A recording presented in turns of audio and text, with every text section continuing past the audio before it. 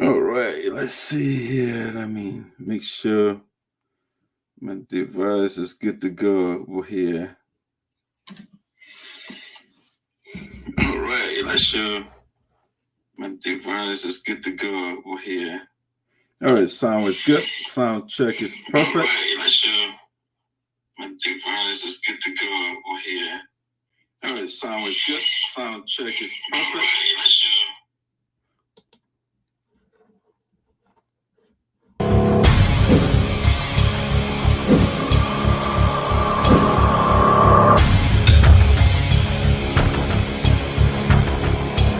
Amanda, Aweto, Amanda, Aweto, Maipuye, Liberia, Liberia, Maipuye, Jovia, Deble, Trigger. Aha, y'all on the road, the punch giant ready to take over. Like Y'all on the road, be Papa coming again. Y'all on the road, Papa Georgie coming again. Y'all on the road, Mama Joe coming again. Who on the road, see Tisha coming again. Now the whole country giant coming so victory. Better move the road. I say you're better move your road. You deserve all the get away. Victory. Ruling back the get away. Victory. We coming again. Move on the road, cities, he coming again. Yeah, move on the road, Joe, we are coming again. Move on the road, Mama Joe, we're coming again. Up in the road, cities, she coming again. Now the whole country, giant, coming so. Victory. Better move on the road. Say you're better move your road. Victory. Take it away. Victory. Better get away. Victory. We coming again. We force the winning scheme. We coming again. Coalition for democratic change. Now the whole country champion they coming so. You better move on the road. I say you better move your vote. You big Paris and get away. Better get away. Nyen say I'm on Imbo, I say I come at Deble, Mosigo corridor. Nyen say I'm on Imbo, I say I come. See the shake your body, see shake your body, I don't shake your body, see shake your body, acha le oh, see yo le oh, acha le oh. Le oh say, le oh say, we'll celebrate. And where most go corridor. Today is a wonderful day. We'll celebrate. We'll celebrate. It's a beautiful day. We'll celebrate. We'll celebrate. So this shall be ready. We'll celebrate. It's a holiday, your moment. We'll celebrate. You be brothers in your way. We'll celebrate. Nothing you can tell us now. We'll celebrate. Nothing you get to tell us now. We'll celebrate. We are inside the breeze. Mama, you are inside the breeze. You need to worry. Brothers International, y'all. Feeling win a race. CDC. We feeling win a race. Everybody look at this. Feeling win a race. Y'all moving on the road because we coming in with four. Kakabella, Jella, Wapi. We coming there, y'all to beat it. Big politician. We putting y'all on the ground. CDC, feeling take it. We party, y'all can see it. John Man, we are. Joe, Howard Taylor. Crow Brothers, we don't want to country giant. Y'all know we the lion. We are lion straight on giant. So save the people there from the hands of the wicked one. Kim and Fuha. So this time they gotta get away. When we are popo, that's sleeping Papa supposed to popo. Enter Joe popo. I'm picking like that's supposed to popo. They call our heavyweight. That we the champion team. Peaceful we remain. International we do be. Sing with me, say Ata le oh. See oh le oh. Ata le oh. See oh le oh. Say power to the people. Report the men and do evil. They say the people whack. I'm not putting them in the spot. They get a big king. No easy rapping can rap the king. Can I get away? Can the party in your space? Atarako we plugging. CDC now take it. DC, CDC, we the champion team. Boom, You Jezo, ruling party, you're in trouble.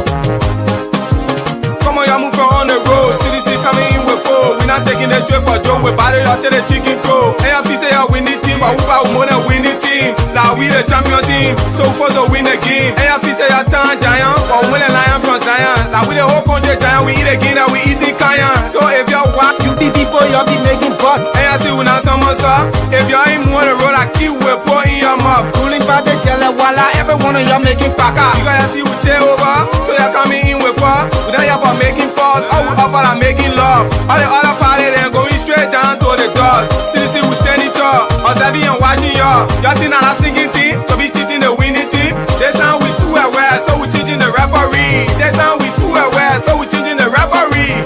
Young one Robbie, Papa coming again. Young one Papa Georgie coming again. Young one Mama Joe coming again. Who want a Rossi, Tishan coming again. Now the whole country giant coming so better move. I say you're better move. You be somebody get away. You sleeping baby get away. We coming again. Who want a Rossi, Tishan coming again. Young one a Rocha, we are coming again. Who want a Mama Joe coming again. Up in the Rossi, Tishan coming again. Now the whole country giant coming so better move. Say you're better move. Joe, we are coming home. Where I get away. Amanda, Amanda, my pouye, Liberia, my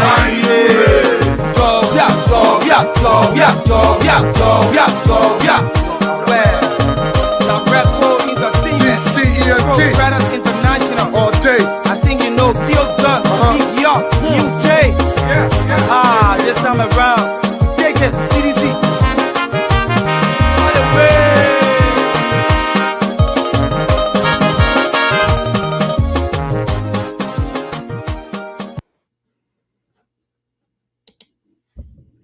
All right, ladies and gentlemen, welcome to Voice of Sinoe in the Diaspora with Esoteric.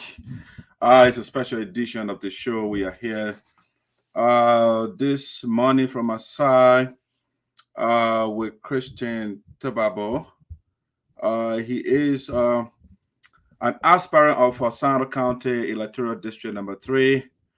And so we're going to be having a little interesting conversation. He's a young, smart young man who has dreams for the people of Sinoe County Electoral District number 3. Please share the link for us. Christian is backstage. The turnout is not impressive as of now. So I want you guys to share the link a little bit. Let's share. Let's get more people to turn out, and then we'll start the show. I will bring the brother on. He is the Labor Commissioner of Sinoe County as well. When he gets on, you'll give us a brief intro. But in the meantime, let you know that man has CDC man. So let's play the CDC song. We'll be right back. Let me see.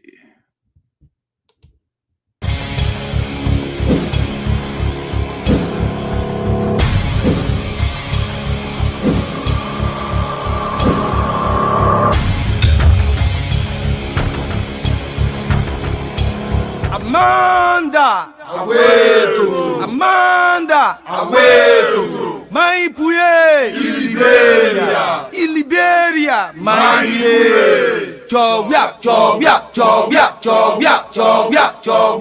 Deble.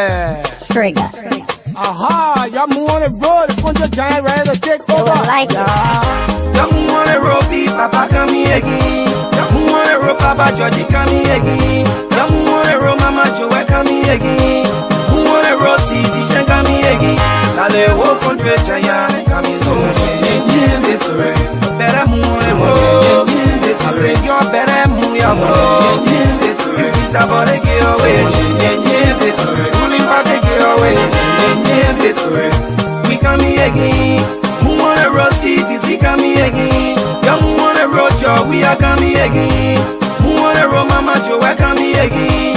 Up in the road city, she coming again. Now the whole country giant coming so. Better move on the road. Say you're better move your road. Take it away.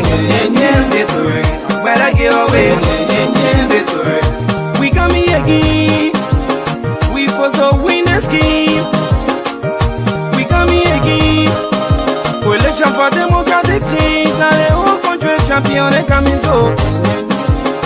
You better move on the road. I say you better move your foot. You be praising get away. Better get away.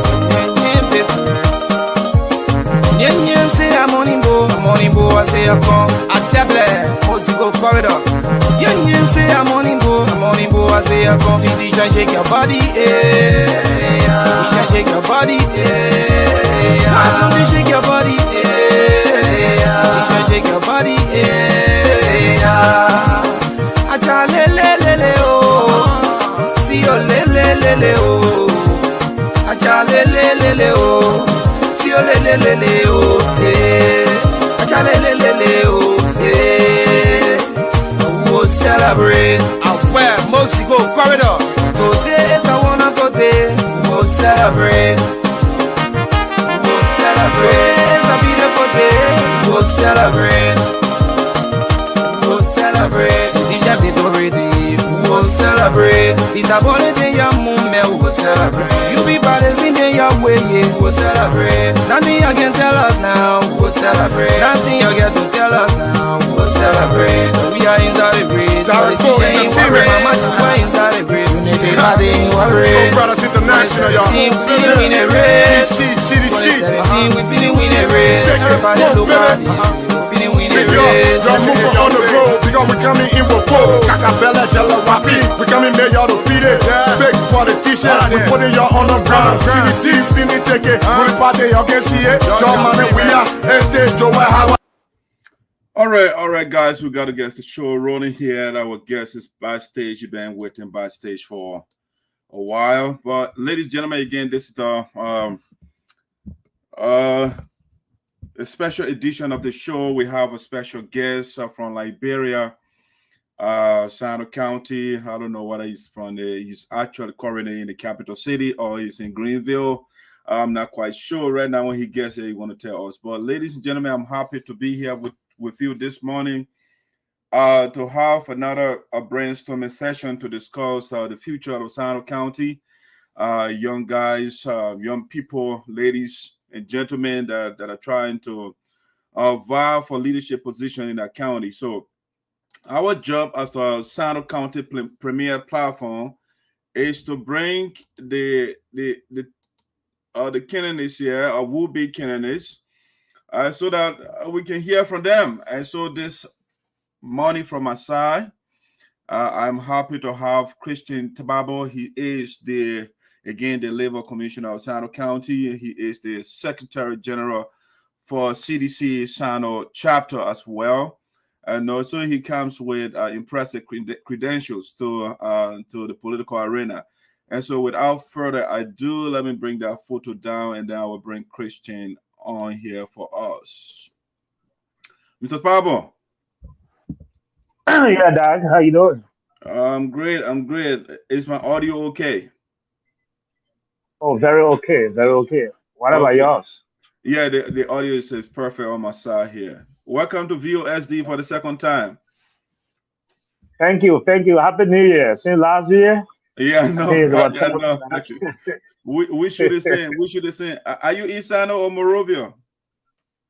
I'm in Greenville. I'm in Sinoe, Greenville. Oh, okay. How is Greenville? Greenville is very sunny and we have a good weather. And I think otherwise Greenville is peaceful and it's pretty cool. Okay, so generally, how is Mother Liberia? Well, I said the political hits everywhere, but with the economic crisis that the government is trying to manage, even though we agree there are all universal issues, but politically, in terms of rule of law, I think to some extent in recent times, we have been pretty good as a country. So Liberia is fine ahead of the general election. Okay, good. All right, so what I want to do before we launch into it, just give us some opening statement remarks that you want to make as a preamble. Thank you, Dai, for this platform. And let me say thank to your many audience, that one will follow us as well.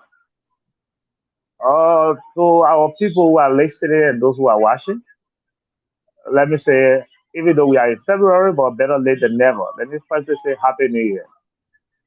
Let me say for and beyond my family, my team, we are happy that God has brought us this far, and to continue to envision a kind of district, a kind of county, Liberia in general, that we can have 5 years from now, 6 years from now, 12 years from now. And we believe that we have come with that platform, we have come with that credentials, we have come with that vision, with that courage, with that hope again.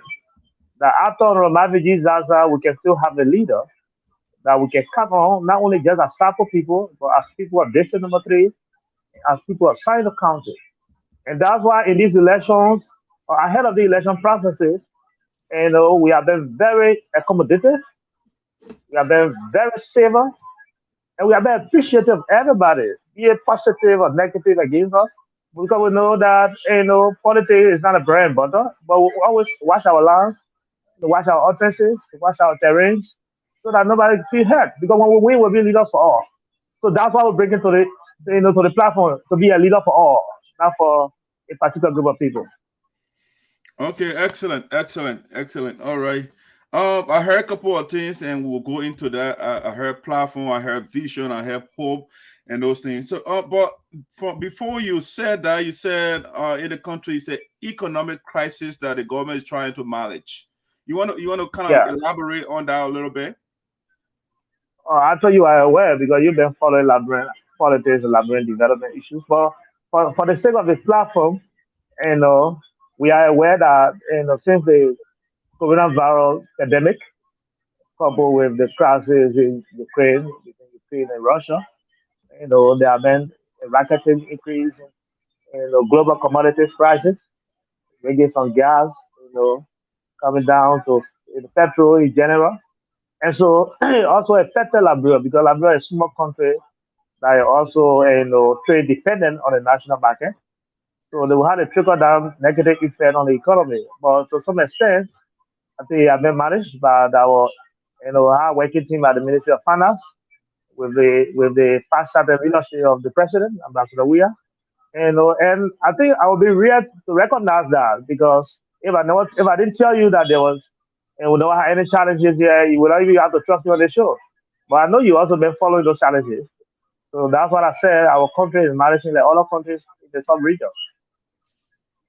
Okay, I mean, you are the Labor Commissioner of Sinoe.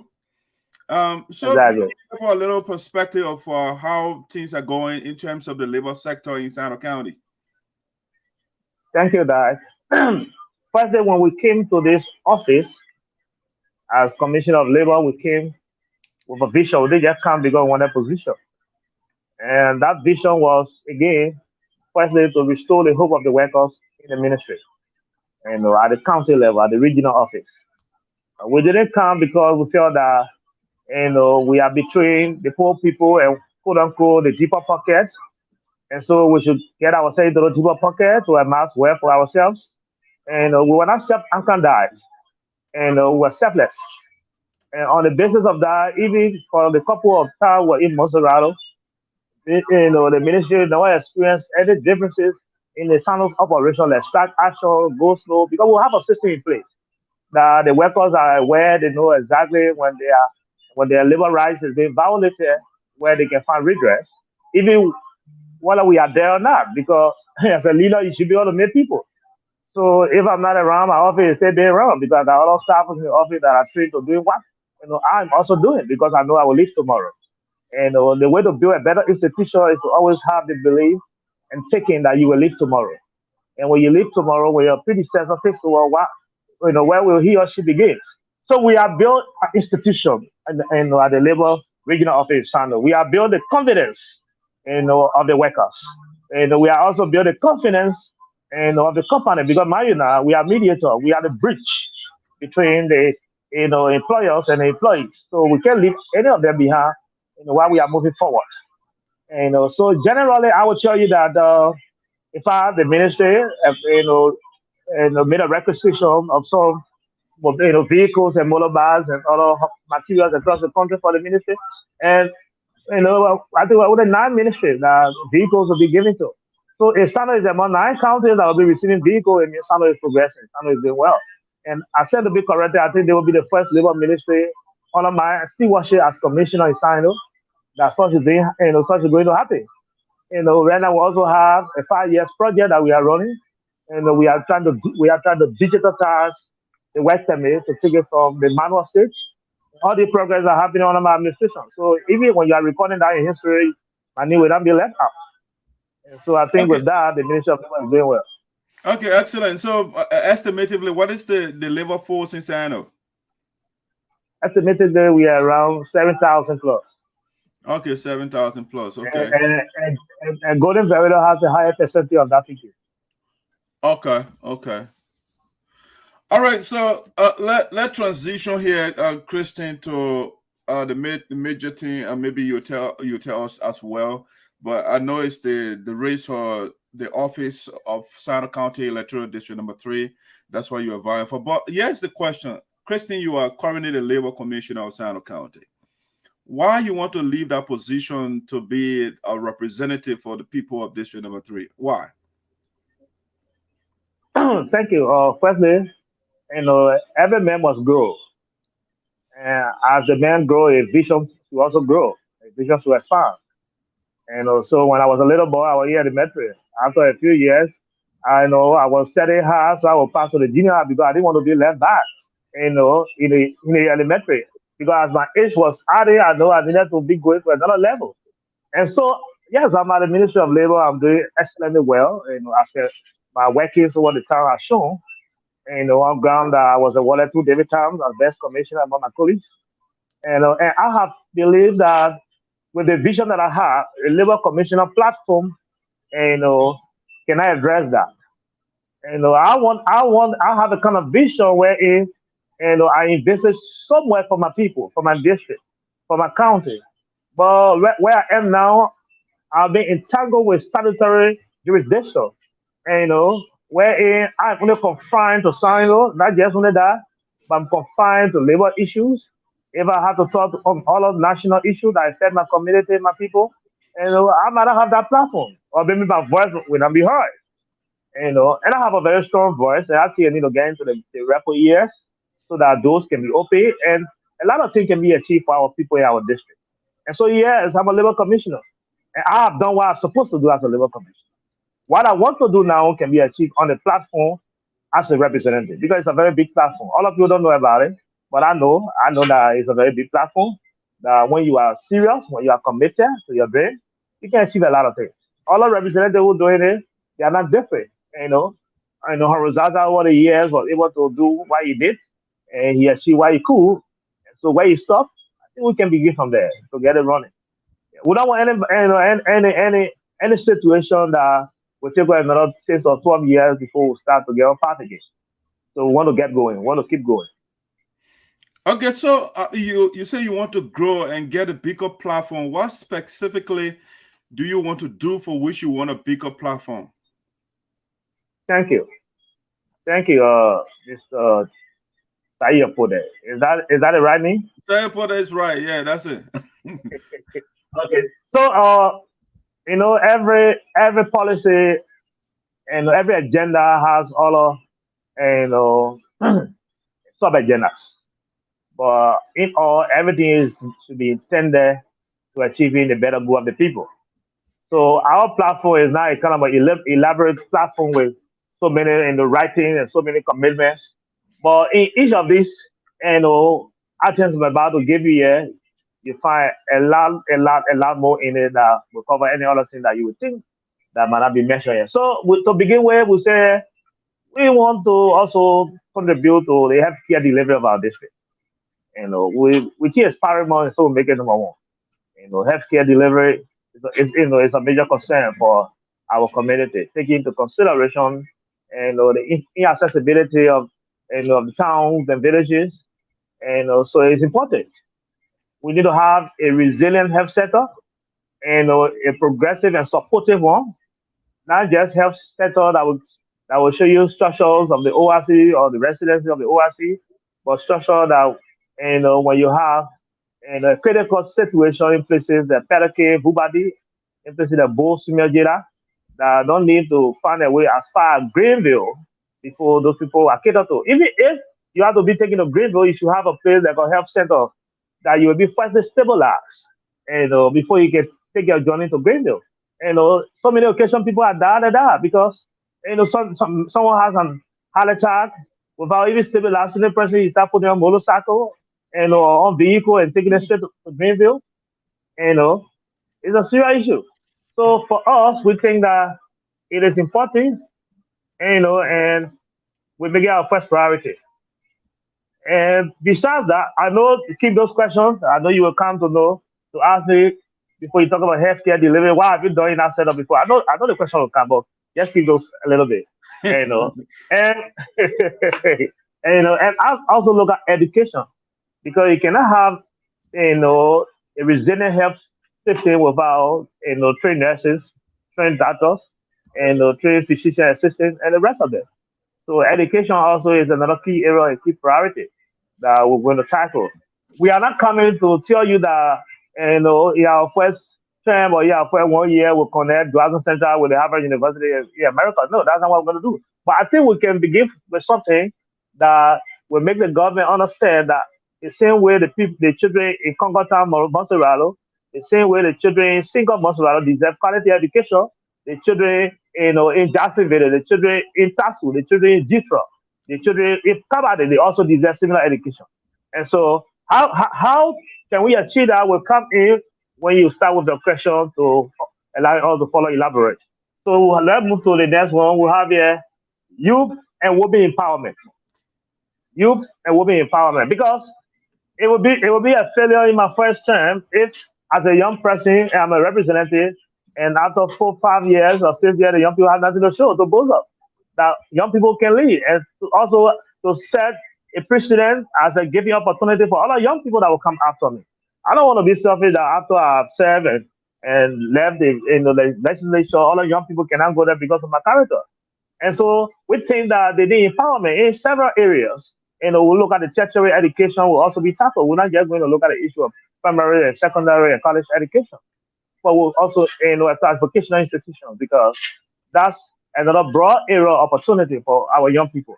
For our young women, besides vocational, we can also introduce microfinance activities.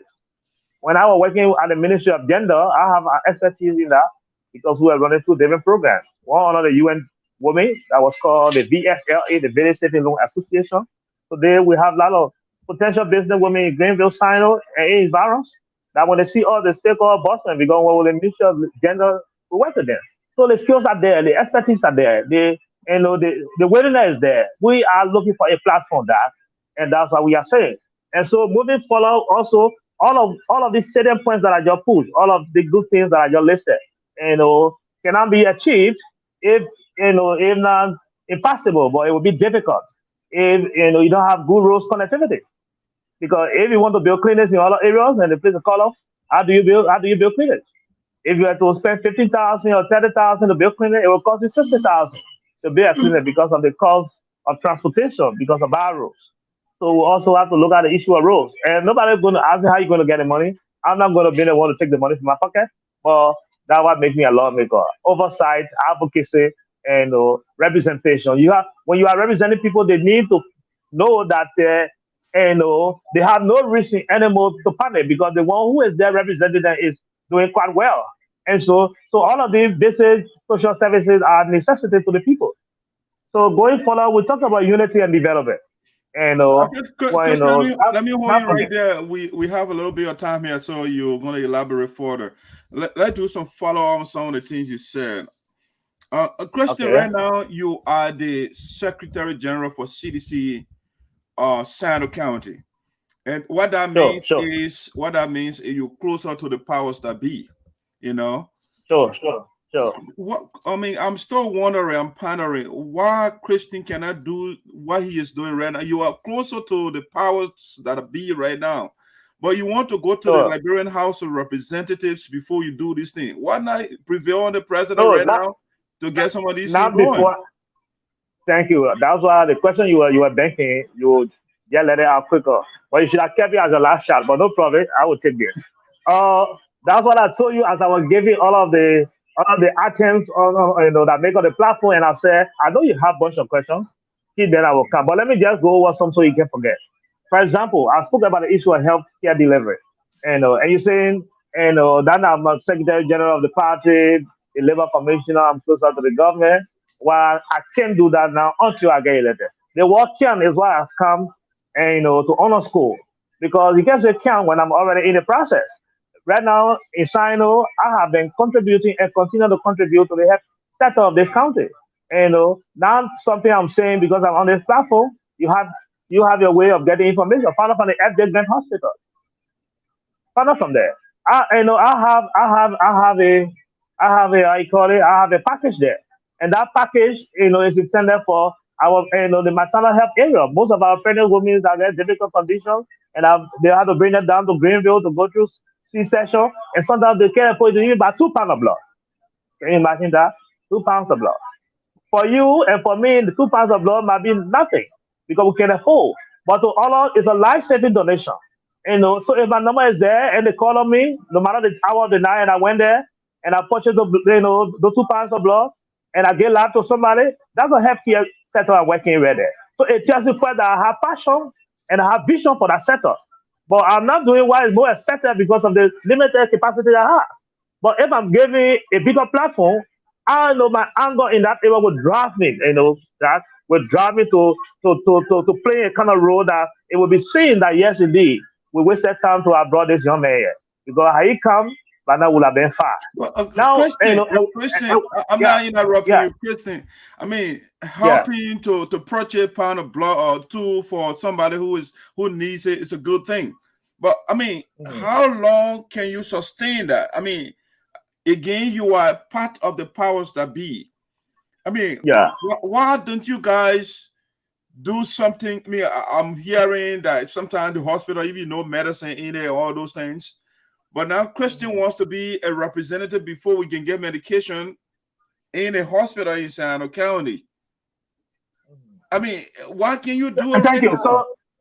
So let me tell you this, with this question, there's one thing to be in a position where you can only recommend, and there is one thing to be in a position where you can also execute. And I'm asking for the power of execution because if I must have it done as per your question, I should have that power of execution. But if I only have a recommendation power, it depends on who I recommend to take that action. But if I become a lawmaker, for example, and I really want to remedy this situation, I will advocate strongly to have 10 or 50% of our country budget, representing the health sector. That's another way because you need to put money in the budget to get things done, not only by talking. So right now, I am not doing that because I only recommend, I only make suggestions, and left with the power that be right now, or those who have the executive power to execute. But But when so I'm elected, speaking of budget, the county budget, what is the budget of Sinoe County right now? no, the budget of Sano County right now is not stable because it depends on the, on the revenue generation of the national budget. So I can remember the last time the county had a budget, something around 200,000 US dollars, something around $200,000. But I think of the 200,000, I'm not even sure as to whether the county received that money. But the county got some money. So, for example, how does the county budget increase? It's just what I'm talking about. And, if you have 200,000 and are able to lobby to have a 50%, of the national budget or 5% of the national budget representing the Edgar Hospital or the Standard County Health Set team, for example, that 50%, if it is added to the 200,000, it will increase to 300,000. But it might not come to MIA or the local county administration directly. But it will be done through projects and other activities to the Ministry of Health Board and the Sano County Health Team. So there are so many ways every county budget can increase. For example, if you ever heard that Nima County have 1.5 million, it doesn't mean everything goes to the CDF or the SDF account. No. But there are other departments in NIMA, there are other sectors in NIMA that through some advocacy and legislation have gotten some funds in the budget, and those funds have to represent NIMA County. So that's what I'm talking about. That Okay, but Christian, I was a little shocked when you said the 200,000. You are not sure whether the county received it. So Yeah, because I'm not the official spokesperson for for the county, especially when it comes to county development fund. So if I will give you any information here, when I'm the factual, that's what I'm saying. I'm not too sure whether they okay. received it. I didn't say they did, or No, also they no, did. No, I'm I'm saying asking I'm because not in that position. giving your proximity to the powers that be, one who Mhm. surmise that you should at least know that our county received the money. That's why in my platform I talked about unity and development. And I know there was some long point in time, there was some period, a very long period, that our caucus were not having settings due to some misunderstanding amongst the caucus members. And because without county setting, you cannot access this money, even if it is there. And if you cannot access the money, they will ever send it to escrow account. And if they send it to escrow account, maybe they tell you want to request the money, government might not have the cash available. And they will say wait for another budget, maybe we'll do we'll cast the budget and send it forward. So all of those delays due to some of the issues, apparently could be some of the reason. If they didn't, because I'm not getting a definite statement, if they didn't access that entire money, those could be some of the reason. Because the time you take into further months, say other countries requesting the money. So that's why in our platform we recognize the fact that if all these things must be achieved in the short period, we should also take into consideration that there should be cohesiveness because Christian Power, I know we not do it. But all of my colleagues and I must have a kind of cohesive working environment, a friendly and united working environment, and that will put Sinoe first. Even though we might sometimes have our personal individual issues, but at the national level, we should put Sinoe first. And, so because of that, I don't want to speak to the issue of the 200,000 follow. And I think I will just tell you that I don't want to believe or I'm not sure whether they received those money. But unity, there can be no development in the absence of unity, and so that's why unity and development are inseparable. They are interdependent. That's why we make them number one. We make them as one on our platform. We say unity and development because they go together. So with respect to why it's not happening now, is to let you know that because we don't have that power to make it happen now. That we don't have the will. Okay, Christian, let me go back to you. You said something earlier when you were giving the meat of your platform. You talk about inaccessibility of towns and villages inside the country that have no access to healthcare delivery system. So Yeah. yeah, flex that out for us. I mean, what are you gonna do? Thank you. Yeah. Thank you. That right now, first let me name few of those communities to tell you that I know I'm on top of the information I'm giving you, not just a Facebook talk because I'm sitting on this interview. But if you look at the Wakaba district, the newly created district, for example, if you look at the Weja belt of that district, and coming from the Namapo area going as far and the SRC plantation to Sano River, or Sabitan. And if you even want to use motorcycle, you might try. If you are a strong man, to reach what we call Boys Town. But beyond Boys Town, you need to take a pain tablet if you are listening walking. In these modern days, our people are still working. So, for example, if you have two, three, 400 inhabitants in a community, and the government needs to have a school there or a health center there, how do they go there? They need road. How do you get road? We have natural resources. As we speak, we have a lot of companies in the county, some of which that are operating our community forests. And, so the natural resources are our, and that's why they call them natural resources. We don't have the physical cash based resources like the United States of America and other countries. Our own resources we have are the natural resources. So see, the other countries don't have the natural resources and they have the cash. They bring the cash here and take our resources.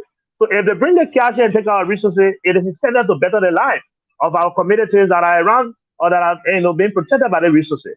That's what advocacy comes about.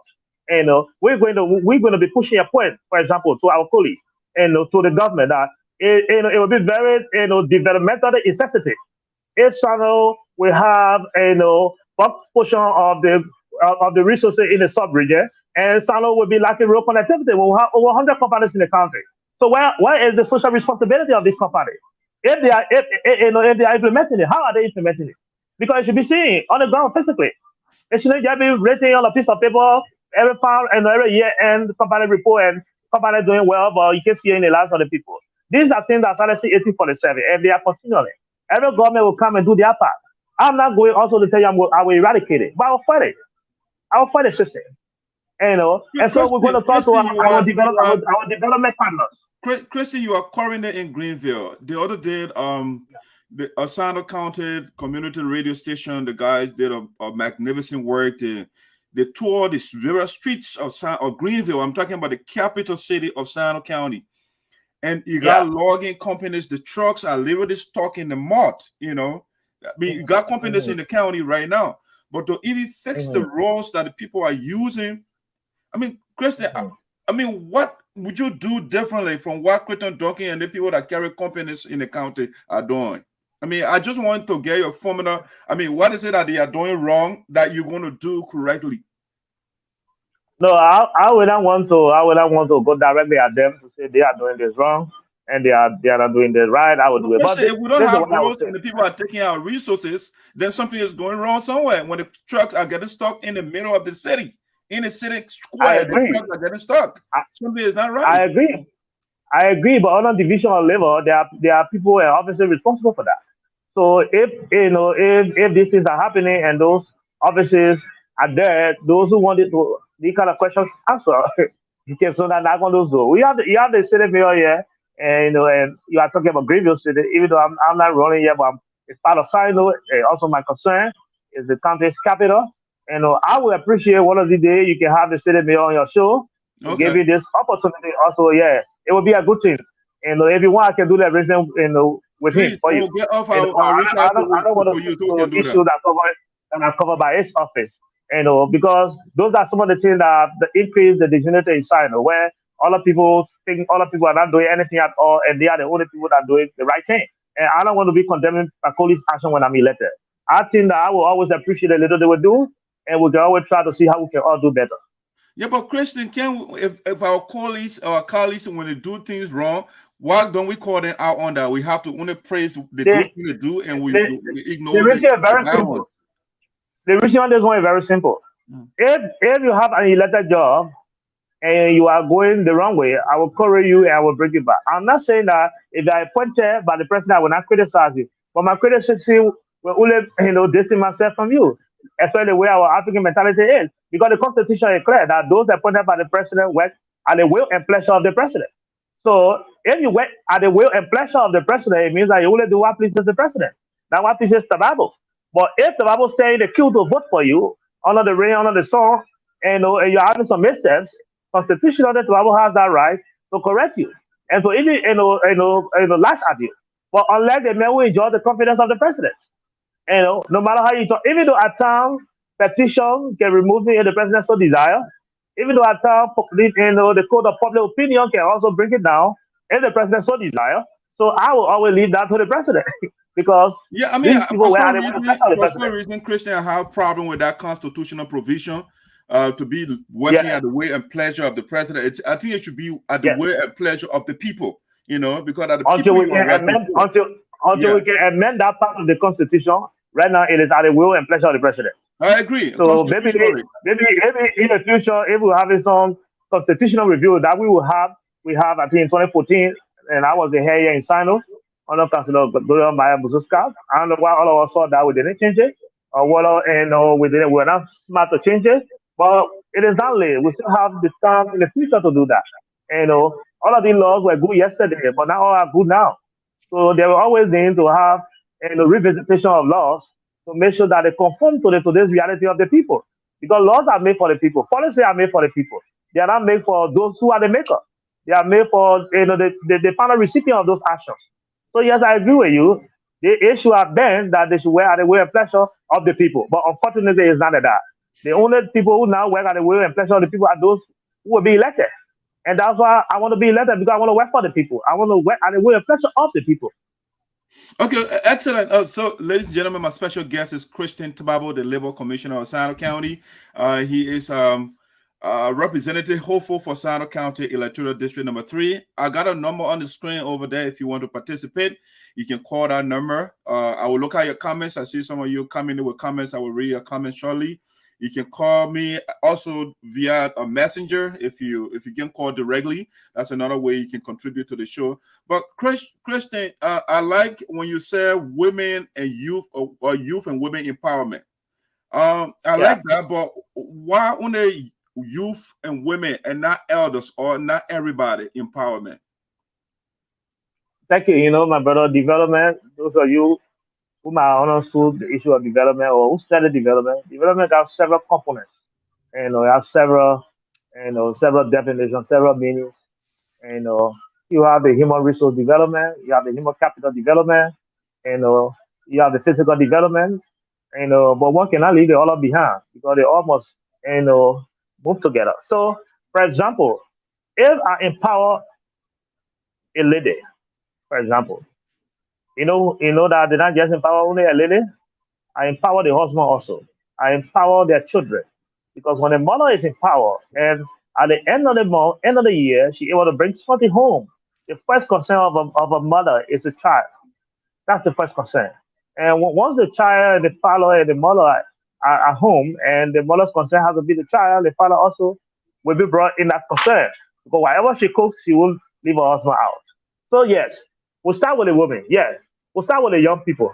Because the reason is important because the young people still have a long future. They still have a bright future. They still have a long way to go. So the way to protect that future is to get them empowered right now. And to get them empowered right now. How are you going to do that? Not only by employment, but if you build a make capacity to be a candidate of employment, that's another way to empower him. I mean, you are empowered is why a human resource capacity that he can contribute in every sector of our society. So yes, I'm not just singling out women and you, but that's the first beginning. And I think if they are also empowered, the adults indirectly are empowered. Okay, good. Christian, I want you to hold your talk that Jelly, you want to contribute to the show? Exactly, Doc. Okay, what is your take? And call your name and where you calling from, please. First of all, my name is Wlayee Nyantee, and I speak from Liberia, more especially Otis Kannah. Actually, I want to applaud you for your show, and also I want to take the time and appreciate the honorable man in Sinoe for a little conversations having with you today. I think one of the things you spoke about really that I really admire is youth empowerment. Because in our district, most of the youth in our district, they are vulnerable in terms of job. So all of them that are going into the race, their major concern should be youth empowerment. Thank you very much. Okay. All right. Thank you, Mr. Lloyd Jelly. So you see, Lloyd is in Monrovia there, but Lloyd I live in Sinoe. He just went to Monrovia recently. He knows what is happening on the ground. And he just acknowledged what I stress the issue of youth empowerment. Because like you said, it's true. Most of our young people are vulnerable to employment. Meaning, even a company when they may still not be employed because they have no skills. Majority of them. So their empowerment is our concern because they are the future of our community. They are the future of our society. Okay, all right. Your technical man is showing on screen, but it's okay. I also want to talk. You talk about you want to empower the women, right? But I think you know the political history of Sinoe County better than I do. Correct me if I'm wrong, but I don't think we have had. Let me see another call coming here. I'll go ahead with that. Let me see. Hello. Yeah. Good evening, my brother, from my side. Yeah. What is your name? Where you calling from? This is Prosper Max Westside. I'm calling from Monrovia. To be specific, around the Bonneville Belt. Okay. Yeah, go ahead. Are you getting me? Yeah, go ahead. Okay, yeah. Thank you. Let me say thank you, Sayapode, for this show. And let me say thanks also to the Honorable Man Institute, Honorable Christian. Thank you, Manuel. He's one of the aspirants in District Number 3 that I keep following. I really admire with the way in proceeding with issues in our district, in the part of Sinoe County. But I have the issue, I have a concern that I want to raise here. Christian is the first person in Sinoe that even make me to be real, to know that there is a labor commissioner position in Sinoe County.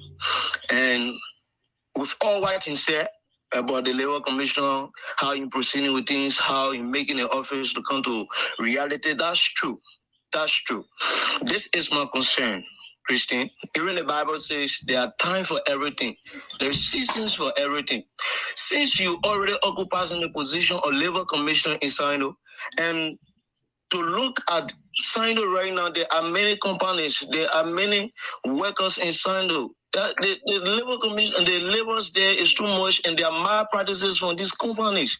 And 5 years is not enough to solve that problems.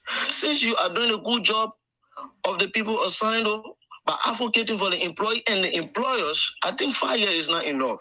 Can you keep with that position, make our people to get acquainted with the office, with that Labor Commissioner office? Then if you want to excel, we will appreciate that. But right now to leave that office, it will really be a harm to us. So that's my concern, my brother. Okay, thank you, Prosper. All right, you want to react to that comment, Christian? Yeah. You know, first, let me thank the young man. He's actually has been following me, like you said. He's actually been following the labor ministry in Sinoe under my administration. I like that. I think what he did is a pat on my back. He first acknowledged my good workings in the country. He acknowledged the fact that I'm doing exceedingly well with the Ministry of Labor. And he even praying that I should remain as a labor commissioner so I can solve more of the problems that have been solving. You know, he really doesn't want me to go because he doesn't believe that they're going to get another good labor commissioner like me. But let me give you hope. When I leave, you have a better commissioner, if possible more than me, because you know those are my colleagues I'm working with at the ministry right now at the county level. They are very knowledgeable, you know, and they are also good people. And I don't want to be the one that, well, if I'm not right, it can't happen. You will have a lot of, you know, not a good person. But the reason I'm going to contest and I'm going to capital bidding, you know, after my election in October is that it is difficult to refuse the call of the people. The call of the people is like the call of God. You know, when God is calling you when He is about to arrest you, even when you go in the hole that Jonah was escaping on the ship, trying to get in the faith better because he wanted to refuse the call of God. You saw how the faith took him to Nineveh because he needed to go there. So that's the same situation with Carlor Shekpeh in district number 3 now. And you know, the call in my ear from the people is too much. And I cannot dash the hope. I cannot let them down. So for the sake of the people, I know I'm taking on the task. I'm taking on the responsibility so that at least, and while the people see me, for which they are calling me, they know. And by the help and no extreme, I know I'm going to make it when I get there. So might as well thank you for the admiration, but and the people are calling me, and I'm going to listen to the call of the people. So Yes, have you been petitioned by the people? Yeah, with sooner than later, and you will follow it while you are sitting in your comfort zone in the United States. We are, you know, you wouldn't right now that we got 1 or 2 months from now. The debate on who the South people are supporting District 3 or who the people of District 3 are supporting will be over. And but we don't want to tell you anything on the show right now. But we just gave you a time frame that you will invite us back, congratulating us. So yes, we are working a lot of things behind the scene with our people. But the young man, when Prosper called, he spoke of malpractices. You want to flex that a little bit? What are the malpractices that are going on in Sinoe County in the labor sector? You know, his comment was vague. You know, because if he said malpractices, you know, he was not specific to the point. Because if he said bad labor practices, because he said malpractices, that's a different term and has different definition. But I think I will help Prosper. Another caller here. Let's hear from him. Hey, Solo, welcome. Okay. What are you calling from? Tell us, please. Yeah, this is Harry Solo, and I call you from Monrovia, from my brother resident. All right, go ahead. Let me say thank you to your studio guests and our Tababo. Welcome. Thank you, Mr. Solo. Yeah, okay. I just want to know what are your chances of winning the District 3 or representative election? Thank you. Thank you, Mr. Harry Solo. As a matter of fact, he's a son of that district. I think you might know him, but he's from the Bubaki belt. Well, that's not important right now on the show. The concern is, what are my chances? You know, is there telling a politician or asking a politician whether you think you will win the election? And they're telling to answer you no. My chances, my brother, I know, are very wild. my chances are many. And all of my colleagues and my brothers and sisters in the district are aware of that. They're aware of that. The name Carlor Tababo and winning the district is broad. And it's just that they everybody has their constitutional right and they must exercise that. Other than that, a lot of them will have given me a pat on the back long time. I mean, Christian, it's one thing to be self-confident and all of that, but correct me if I'm wrong. This is the first time contesting, right? Yeah, sure. Yeah, but so you have people that Reverend Kolo, you have Sonnyboy Noah, you have Gallah Jegbadai-Fully. Those are people that contested before. Why you think you want to have leverage over those people? Or why Thank you, because over them? Thank you. For me, I'm a child of God. I'm a Christian. I believe in predestination. And I believe that, God did not bless all of us the same way. For example, there were people who first time contested in one election. Christian Donkey first time contesting in one election in Sinoe. And Councilor Chia first time contesting in one election in Sinoe. Or Samson we have first time contesting in one election in Sinoe. Or Martin Zaza first time in one election in Sinoe. And they also were about first time in one election. And the name will continue to go on and on and on. So Christian Tababo is not an exception, of that making. So yeah, it doesn't matter. It's not about how many times you have contested, it's not about how many times.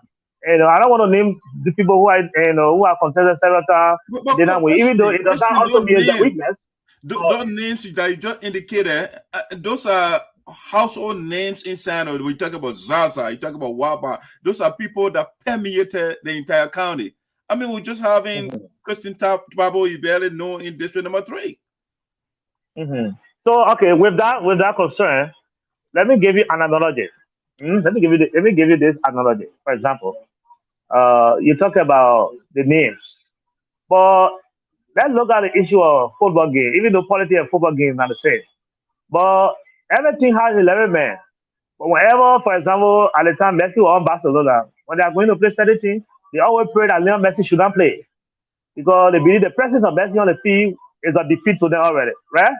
Right now, call in district number 3, Sinoe County, who the candidate that people are afraid that he should not contest. They are all going to the people that I'm not contesting. They're telling the people I'm not running. So why do they don't want me to run? That's the question. Why they don't want to help me to run? They're afraid you could be a spoiler. No, that's not a real fear because we are about 9-10 names that ranking in the district. So even if one person will win, I mean 9 persons will be spoilers. But of those 9 persons that could be spoilers, why only Tababo? It could be one of them. One of them, Tababo. So if I'm one of them, why they can't tell the other people too that they are not contesting? Because if you have one, you have 2, you have 3. But they should also tell the people when they go in the district that they're not running. They were not running. I mean, but the only person. No, let me tell you the main reason that this is the main reason I'm telling you. Because they are aware that the name Carlor Tababo is district number 3 is an undefeatable name. It is a hustle name. It's a name. Let me tell you that, for example, I spent over 4 months in Monserrato just the last time. I went there last year. I came back just last month. Some of them were even practically living in the district with the people. But you saw the political tsunami that occurred very recently in the district. You saw the political tsunami. I mean, so they were living there. They are there. I don't think crowd is a good indicator of victory because people. So it is also important. It is also important. If any politician went in the community and just 3 persons work on that politician, people run away as a news. It means, but nobody knows the man. Only 3 persons say go meet the mail. So either way you pull it, these are all advantageous.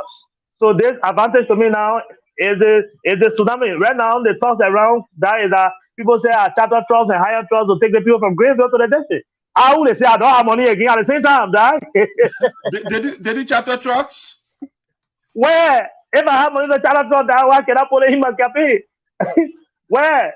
But the people know their leader. The people know their true song.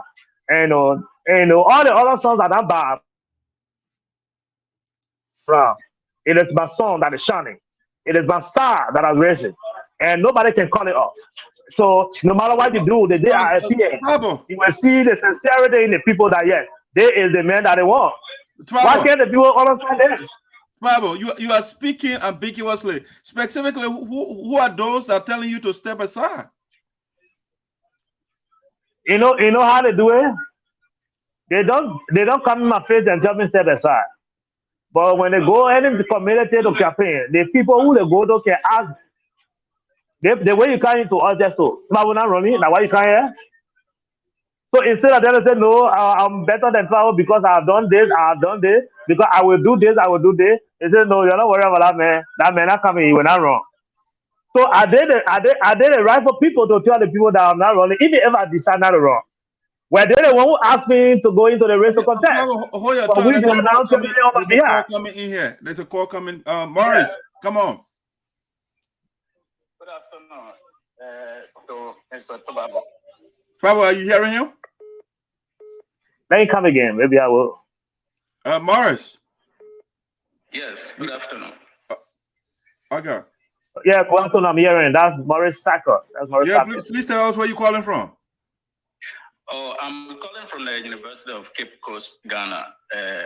I'm following the program from the library, and I would like to appreciate our brother, Mr. Tababo, for his high level,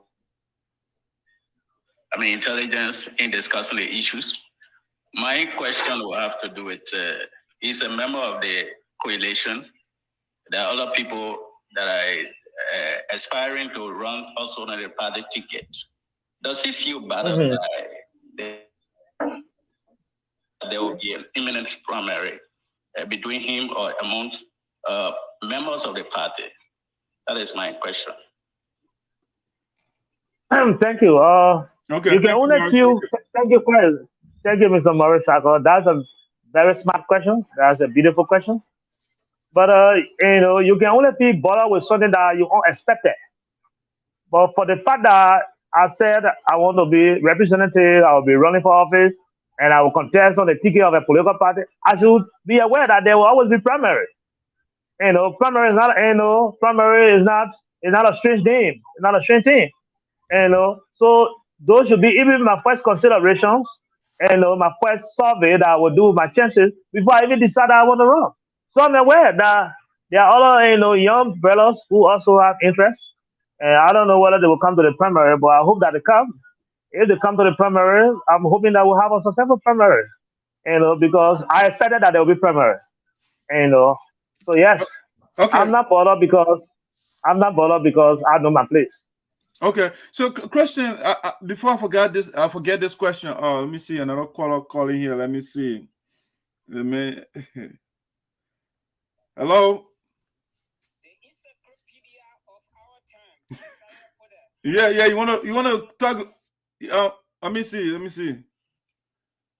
Lester, go ahead.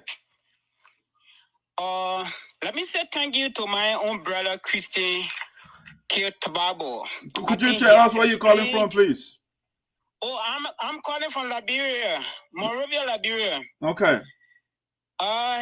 Christian has explained in depth, but I have my own understanding about all of what he spoke of. One, he spoke of youth empowerment. I really want to know how many young people he has empowered since he has sentenced. Another thing has to do with his credentials and all of what he has done in the district. If you vividly studied all of what our people have achieved in the district, most especially those of them who are aspiring to be their next leader, from my own analysis, he's the least. And when it comes to education, he's the least. So what gave him the clue that our people have resolved to giving him the power come 2023, October 11? Okay. Christian, you got the questions?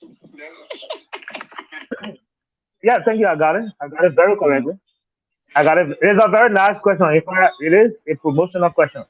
Is asking somebody who has a PhD in biology to come and lecture elementary students. So, you having a better time to always drink a cold juice. Now, the first thing is that, how many young person has in power? It's uncomfortable. It's uncomfortable.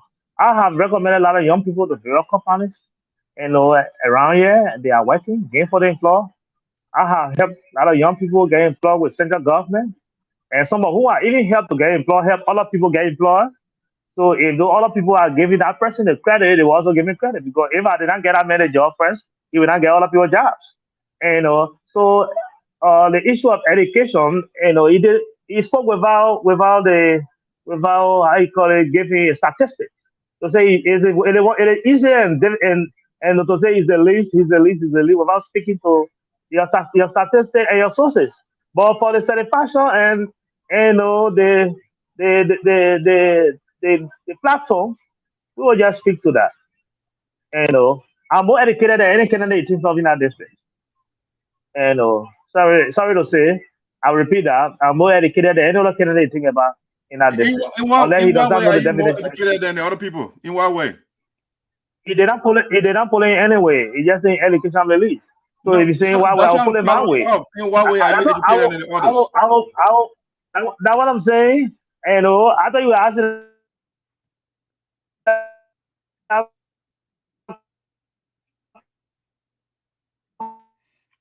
You are coming to be our guest. So you are breaking in.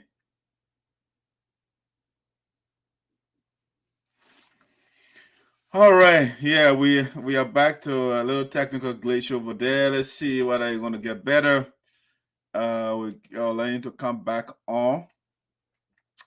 Yeah, but so far it's going good. The conversation is going good. Waiting for Christian to get back on. Again, the lines are open. You can call. I will start reading your comments shortly. Once he gets back here. Let's see what we have questions here. All right, he's back. Let's see. All right. Yeah, Christian, welcome back. Yeah, thank you. So you getting me now? Yeah. Okay. So at the word education is, acquiring the formal understanding, a well knowledge, as to how the society is run, as to how, the government is run, as to how, we live in this life, as to how generally we do things. For example, somebody doesn't have a master's degree, but they are computer literate, so they are educated to the use of computer. When you say that person is not educated, no, he's educated because he operates computer. Another person educated because they can move a vehicle like everybody. Another person who is not educated to that will not move. So that person is also educated. But what they can do is that they can drive a vehicle. Another person is educated because you know all your boat, but you need a decent house to live in. The man draws your plan to give you a decent house. It's an architect. Is he not educated? He's educated because his education will give you a decent plan. Another man's work is to come and lay the bricks, the foundation, and raise it all the way to window level. It's education to doing that because not just everybody will do it. If anybody could do it, you're not paying the kind of money you pay him to build a house for you. So education. Hold on a second. Yeah, go ahead, Christian. So if you say it's the least, then I will tell you to look at our CVs again and redefine your definition of education and look at what the importance of education is in our community and society. There's a man who come to this platform. There's a man who are working government fair as assistant county general coordinator in Sinoe that contributed to many lives in this country that makes tremendous impact. There's a man who headed the constitutional review in the process of our country, reviewing our Liberian constitution as the head for Sinoe County. And he done excellently well. And for several years, I impacted lives that people can speak to in the district and this county. There's a man who ran a $183,000 grant from the USA through Mexico, an international partner, an American NGO. That impacted over 250 young people. Some are making $250, others making $185, and those US dollars. Some of our people who benefited are in Johnson, now they are in the district, they are in Greenville and other places, and you say you're not educated. There's a man that run a UN women project with the rural women of Sinoe that will make communal farm across the country, in Jacksonville, in Tassel, in Detroit, in Johnson, and you say he's not educated. There's the man who served as the Secretary General of the coalition that brought John Weah to power. So politically, you have political education, but you still say he's not educated. There's the man who currently serves as the Labor Commissioner of Sinoe, that working with lawyers, some of who are graduated from Harvard Law School, to make sure that we have a peace in the working environment. Over 7,500 employees in this country. You say he's not educated. Then you need to redefine your definition of education, because the only definition that I know is to make impact and contribute to the society. Christian, that's a strong comeback. Lester, what say you? Thank you. That it seems like the question is ambiguous to my brother.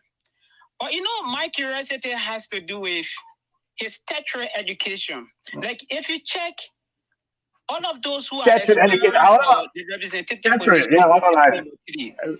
they are all bachelor's and master's degree holders.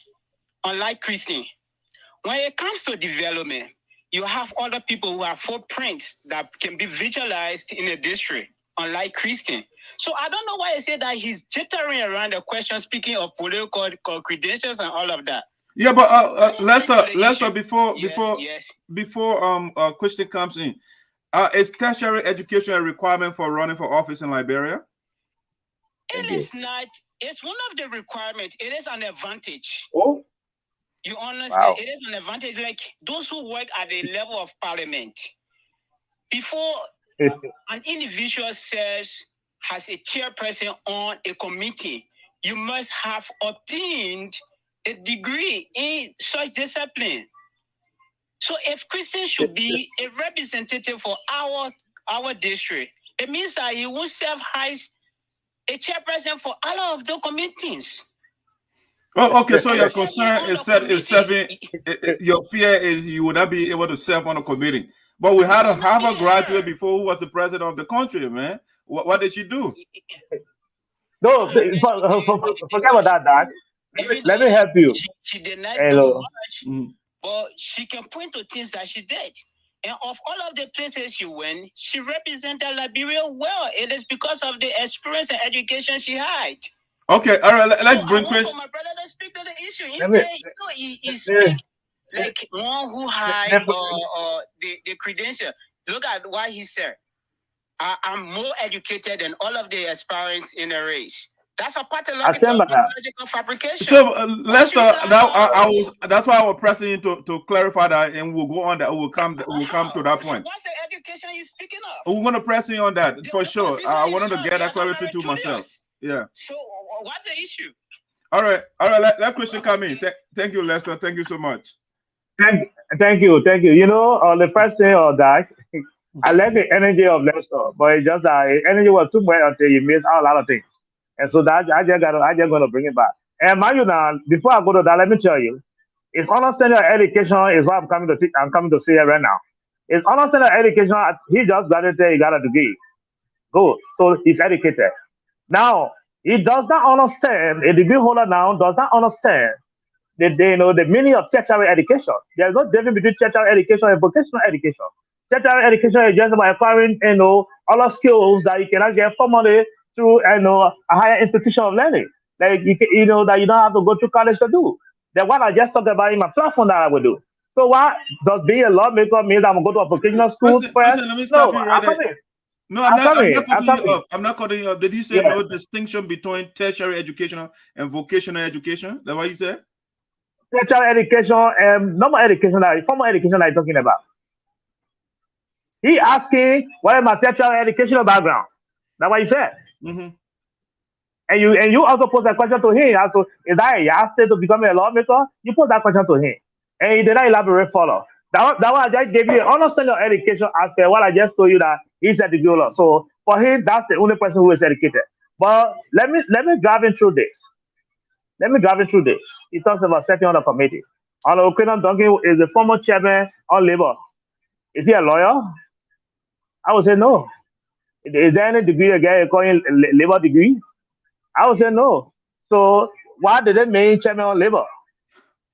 But because I think his argument is he said if you don't have a profession. No. He said if you don't have a particular profession, you can serve on the committee. What he's saying, he said those setting up the question, let me get it. Yeah, he said those people that are serving on the different committees, they have formal college education or degrees. And not all of them. Yeah, not all of them. Okay, yeah. So with Christian Duncan, so far as we know, he has at least a master's degree. So it was I think predicated on that. But not in law. Huh? But no, not in law. Right. Because to deal with labor battles, you must have some legal understanding. And get what I'm saying? About corporate laws and all that stuff. So the point I'm making is that one committee will want to Nelson what about Stephanie? What degree did he have? But right now, he's one of the best lawmakers of District Number 3 with still full record. He didn't have degree when he made sure that in Beloki now will have a city hall. He didn't have degree when he made sure we had the administrative building. He didn't have degree when he made sure that we had the ministerial code. He didn't have degree when he electrified Beloki for the first time with a horsepower generator. He didn't have degree when you have all of those students on his scholarship. He didn't have degree when every common person in District Number 3 was crying in the need for help. So you see, so their understanding is quite different from what one goes to capital building. And that's why I think that they are mismatched to the road that they are taking. Because if they are taking it because I've gone to school and I've gotten a degree, and me I can be a better representative, then they got it wrong. Then they got it wrong. All right, let's see what they call so, I come here. Okay, if you want to bring somebody in, no problem, but I just wanted to learn my point. If you permit me to learn my point. Learn first and I'll bring the person in. No. The man said in terms of development, he got nothing. Does he really understand development? In terms of human resource development, I got students on my scholarship all in the district, in the country. And he say I have no development. So how this guy understand the issue of development? Is it going somewhere and put one pay latrine down? And you know that you take the photo all around Facebook that the people might not even use? Is that what you call development? Development definition should not be limited to their thinking. And I think that's why we are elevated this debate at this international platform, so that not only those of us running around District Number 3 will have a say on this, so that other people across the globe, who are from Sinoe District 3, or who are not even from Sinoe District 3, but that got interest in development and representation, will understand who really it is that should be elected into elected office. Okay, Prosper, go ahead. What's your take? Okay, thank you again for having me. When I call earlier, I spoke about the issues of there are many labor practices or malpractices within our county, and you really understand that well. If you like, no, you said malpractice. I didn't understand, but why you saying malpractice? Yeah, Christian, hold on a second, please. Yeah, go ahead, Prosper. Yeah, one like GVL. It's so pitiful that our people will gather in the morning around 3 o'clock to 4 o'clock a.m. and goes to work. That's a labor practice. If you go to the port of Greenville, there are a lot of malpractices there. A few other companies around that. I don't work with the port. These labels are there. These issues are there. If you want to like Johnson District or where we have the Sabo National Park, the rangers, people who working with this with FDA, they are underpaid. Other persons, the people, their life status cannot be changed. And the long waiting, like working with this company, working with that people for so many times. These issues are there. Christians are making way. The last time I was filing a case where a guy was having a case with GVL and Christian, he stood in the ground for that guy and he was able to get his benefit from GVL. I congratulate him for that. I celebrate him for that. Let Christian remain the labor commissioner of Sinoe. We still have issues with Sinoe. GVL still needs to understand that our people deserve better, and Christian is the only person that can bring that forth on the table, that can redeem us in our other aspect. Okay, but Prosper. What I'm saying is let Christian remain. Prosper. Yeah. If you want Christian to remain as the labor commissioner, who do you want to run in that district for that slot that will be open when Mr. Zaza wins? When Honorable Zaza wins the senatorial position, our people will decide that. No, but do you? I mean, you are one of the people. Who do you prefer? My brother, I'm one of those people. But when time comes, the people of District Number 3 will decide who to be the next. Yeah, but then why are you stopping Christian not to run if you don't have somebody to fill in the gap? Right, because right now the position Christian obtained, the position represent him. Why Christian want to be representative? Who you live in the commissioner work with? I understand that in training people, all that, but there will be different style of leadership when Christians shall leave tomorrow. So the problems we have with that labor's issue in Sinoe, let that problem be settled before Christian leave that office. Okay, all right. Thank you, bro. Thank you so much. Thank you. Christian, go ahead. Yeah. No, I think I will always applaud this young man, might as well, because like every time you call on this show, If you're marking me, it will be plus 50 points. And issue is not that I don't able the office or I'm not doing anything at all, but the issue I'm the only person he thinks can be labor commissioner to continue to solve the problem. That's an excellent promotion, and I love that. I come in. He said, the young man acknowledged that. He said, even though I'm doing my job, people are getting the fair share of the labor. I'm listening to cases, people getting benefit. But there are still more of that I need to do. So it feels when I leave, it will not be done. If I get it right, I think that's what he said. Mm-hmm. So yeah, good. So that kind of color is not a color that you will question his comment. You only commending for that because he actually been following all of us. And I hope it will also be a yardstick too for election, wherein all of us on the show will be backing everybody to stick to their position. I don't whether they are because when you said before will determine how you accept where you want to go. Yeah, So but with the numerous I'm not giving an anti-TC to what you said. One of the point I'm trying to make point of when you said if you're making that argument, then everybody should stay where they are. If you are performing that's not what I badly, said. That's not what I said. So if you are performing badly, you shouldn't repeat that. So then should we elect you? While you are performing badly and because of that you can't remain to where you are, so then are we promoting you or demoting you or what are we doing? So if you are performing badly, you can't even be the way you are because you can't make it get out of the system. Yeah, go ahead.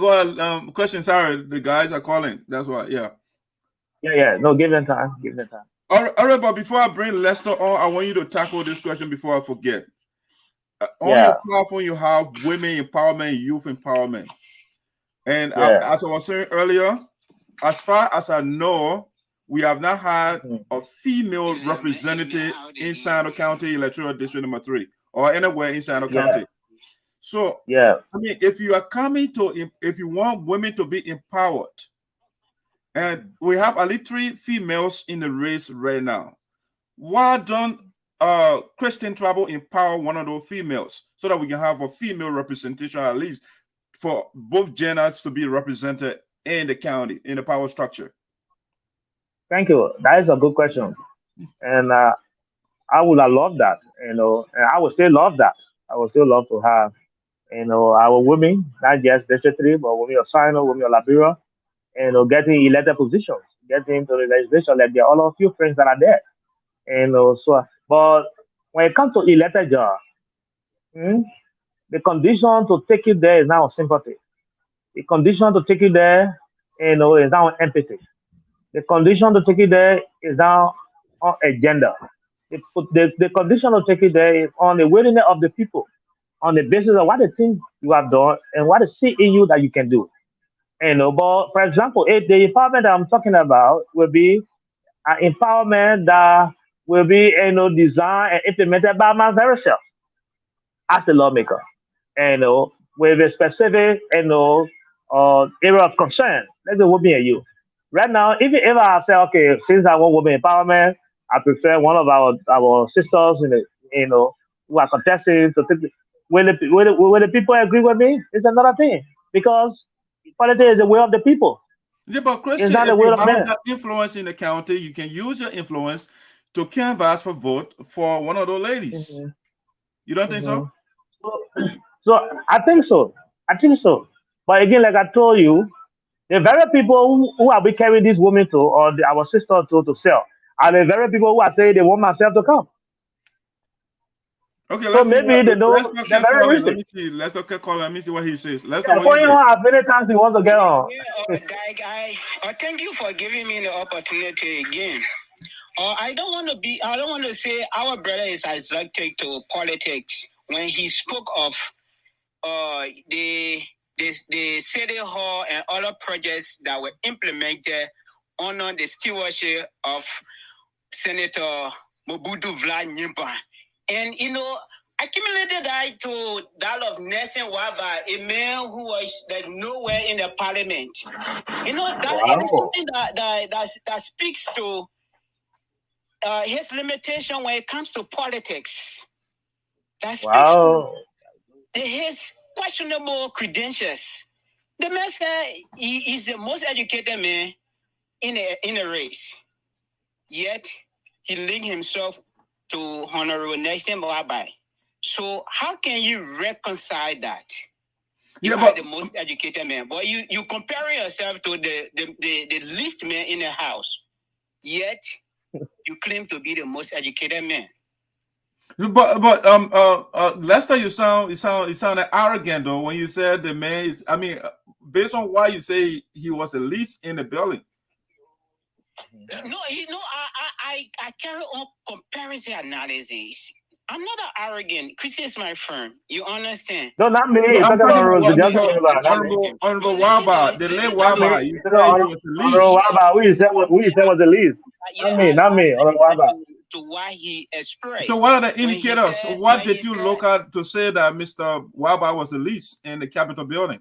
Yeah, when it comes to education, he was the least. In terms of output, he was the least as well. In terms of output, in terms of even credentials. So, but what are the pieces of evidence that you are looking at? What are you referencing to reach that conclusion? What I'm trying to say is, if Christy can make reference of Nelson Waba's leadership, it means that he fall prey to my question that says, or my argument that says he's the least when it comes to education or background. Okay, so let's talk. He shouldn't brag of education that he's the most educated man. If you have people, forget about me. Why is the least? Now that's the question. Why is the least? So what yesterday he used to say he's the most educated man? Okay, let's I see that. If you want to use degree, then I think we're gonna say your Lord and Savior. No, hold on. Listen, yes. What I'm saying, if you want to press on formal education, then we want to say that your Lord and Savior Jesus was not educated because he did not attend any school. Socrates did not attend any school. I mean, I can go on and on. So it means that you are trying to make the argument so complicated. No, I just saying the people that you revere, they were not formally educated. That's my point. Jesus was a spiritual child. He was a human being, though. He did not go to school. You can compare him. We can compare him to a physical being. Okay, but guess what, Lester? What? One of the greatest thinkers in history, Socrates, did not go to any school. So where did he's one of the greatest thinkers, right? Yeah, the man who philosophy will get me studying in school, he did not attend any formal education. In which country's parliament did he serve? Okay. That's my man. So a man wrote boy, you had to serve in parliament. You don't necessarily have to serve in parliament. What? Which parliament did he serve? No, what I can say for sure. What I can say for sure, he was highly influential, and he is still influential. Do you want to be an apologist to the man in studio, or you want for the man to discuss himself? No, I'm not an apologist for it. Okay, but let me talk to the man. Let me talk to him. The first thing that unless are you there? Yeah, go ahead. Unless you have a luxury of time there. You want me to respond to the larger question of Lester. Because if you is still struggling to get what you're saying, you look at a man and Nelson Waba, you say he was the least. You ask him to cite, the facts, indicators, just that because he did not get a degree. You look at a man who was the representative of that constituency in which the development that I just listed was carried out, and you say, Senator Mabulu Vlad did die, he has no credit. Nelson Waba has no credit to it at all. Let us not be disingenuous because of politics. Even now that Ba is late, he's highly respected by the people of that district. So for my own brother Lester to come over and just condemn the woman like that, well, I will leave that, but I don't think we can waste our time on that anymore. Bring the next question or bring the next issue. Let's have a fruitful discussion. Jelly. Yeah, Doc, I just want to fill something to what Lester is saying. Mm-hmm. In discussing education, I think the Liberian Constitution does not make sure that you have master's degree before you become a lawmaker at the Liberian Parliament. And secondly, I can direct into Honorable Tamampole. Tamampole was not having no degree, but he became lawmaker of the country.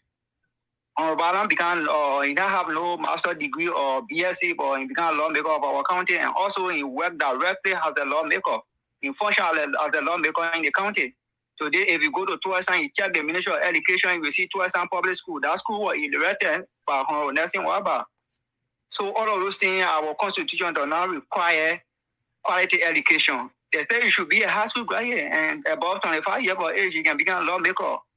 According to our Liberian constitution. So I don't know why let's all stay based on quality of education or master degree or BSc holder before you can become lawmaker. I don't know. So thank you for accepting me. Okay, no problem. Yeah, but so that you see why I didn't want us to waste our time on that, because Lloyd just called in, giving some credit to the late Nelson Waba, and just so you about what you're doing. If you continue to have Lester, another person will call you defense on Nelson Waba, then this show will be the Nelson Waba show. Yeah, so yeah, I'm trying to avoid that. Yeah, Christian, fair, you know, I like that. I like that, but yeah, it's what I'm hearing from Lester, though. Present it. This is what I'm hearing from Lester. You want to be the leader for the people of Sinoe County or District Number 3, and you on your platform you talk about quality education, and you are going without by quality education. You didn't define that for sure, but why you are, I mean, from my understanding, you are a leader, not becoming a leader. You are a leader. And so I'm hearing from Lester, you have to set the example. Because if you go there right now, people are giving all these different references. Why about one day you did not have degree and the other person did not have degree.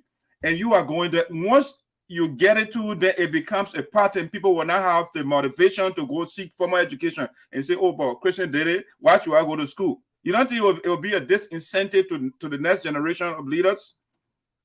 Thank you. That's what I said. You know, it depends the context and perspective you guys are speaking when you talk about quality education and formal education. Because the quality of the education is determined on your output, not on the people that lay down your bed to the house. So, for example, you look in the Liberian Senate now, you have, Senator Abraham Darroch below. Can one say he's one of the lead senator? No. Does he have a degree? No. Was it bad that he didn't have a degree?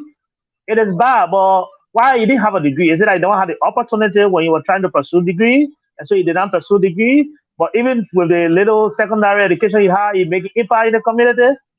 Those are things you must take into consideration. There are a lot of world leaders who are not even a high school graduate. Come again? You don't have the opportunity to pursue further education? There's no time now for learning. Evan Mervyn Snow was a representative. He still went to school, and today he got all the degrees he wants. And he was one of the best speakers of the House. So what I'm saying here is that because the framers of the Constitution were well-learned people, educated people, and they understood that the House of Legislature is a house of wisdom, and so they did not make the precondition for denying wisdom in a house over paper. Why it is true, I recognize the fact that if you have the opportunity to get it one, try to make your way to get one. That's what I'm saying. Yeah, but to back that whole argument of becoming a representative. What is the predicament for you, or what is the hold on? What is the obstacle for which you say you don't have the time right now to go back? Like I told you, if I only told you that I would never go back to school, then I would answer that question. But so because there was no point in time that we had an agenda where everyone said from the year to the year we'll be done with this. We do our own planning and we know our own timing. And like you said, opportunity did not come the same. The very last one who stepped me of that. And he was here. He was all here in Sinoe at the time. Not that he didn't want. If he had a hand long time, he would have had 2 to 3 master degrees. So for the fact that maybe yesterday he had the opportunity and he's out now, it should even encourage other young people to also get out. But if you are encouraging them, show them the way. Because the fact that you have somebody to help you out doesn't mean every other young person has somebody to help them out. So it does not limit their deliverable to the society. It does not limit their vision to the society. It does not limit their ambition to the society.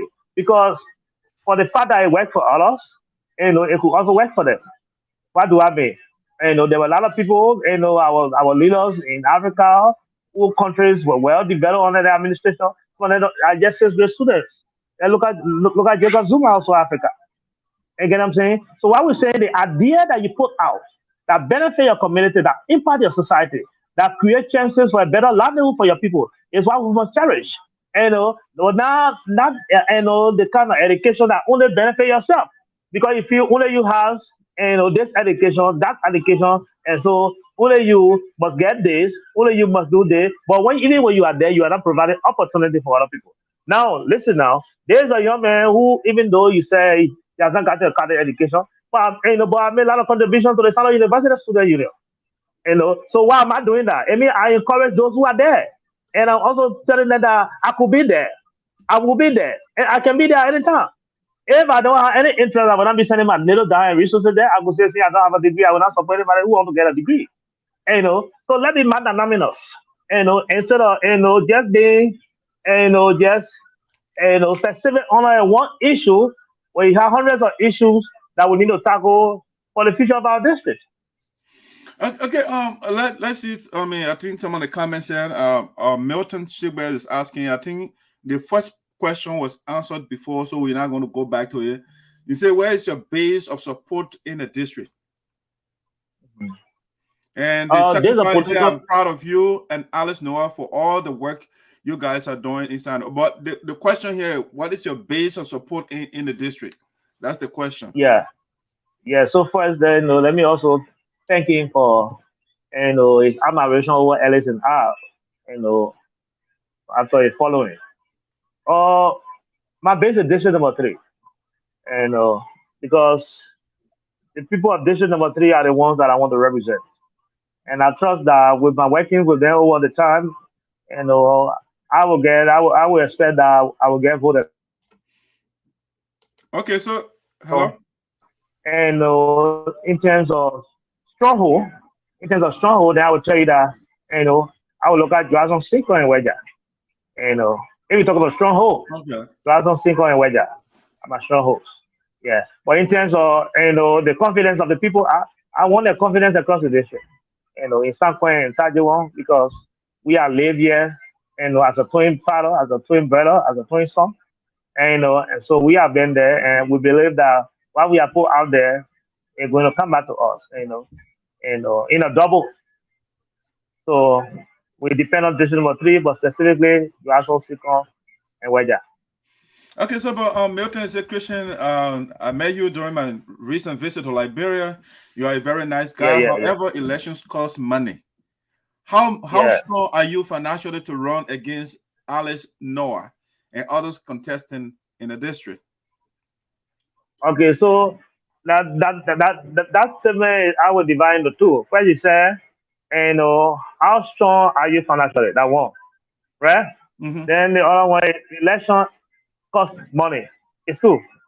Everybody knows election costs money. I will begin with that, because since I myself started this journey, I have been spending a lot of money, and I'm still spending a lot of money, and I will spend a lot of money. The only thing I don't know is I don't know another man's bank account balance to determine whether he has money, but I do. And I'm not praying to run my campaign like all of them, because I don't know his plans. My own plans that I have, and the way I want to run my campaign, I have money that will support that process. And that's why I'm doing everything I'm doing since I started is money. Everything involved. When I go to Monrovia, it's money. When I come to Sinoe, it's money. When I go into the district, it's money. Everywhere I went is money. What I'm here now, if I have money, because without data, I would not sit here. So, maybe he knows the other people he's talking about, their financial state. If I'm not seeing their bank balances, I don't know about them. But for me, money that I need to run my campaign, I have it.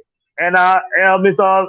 Shekpeh also can contribute. He's there. He's from Johnson, and he was also a good thing for District 3 because he's from there. And even though we are not interacted for a very long time, the short term, let me make observation in the district, and because nobody all around the world want election on the basis of their money, their personal money they have in their account.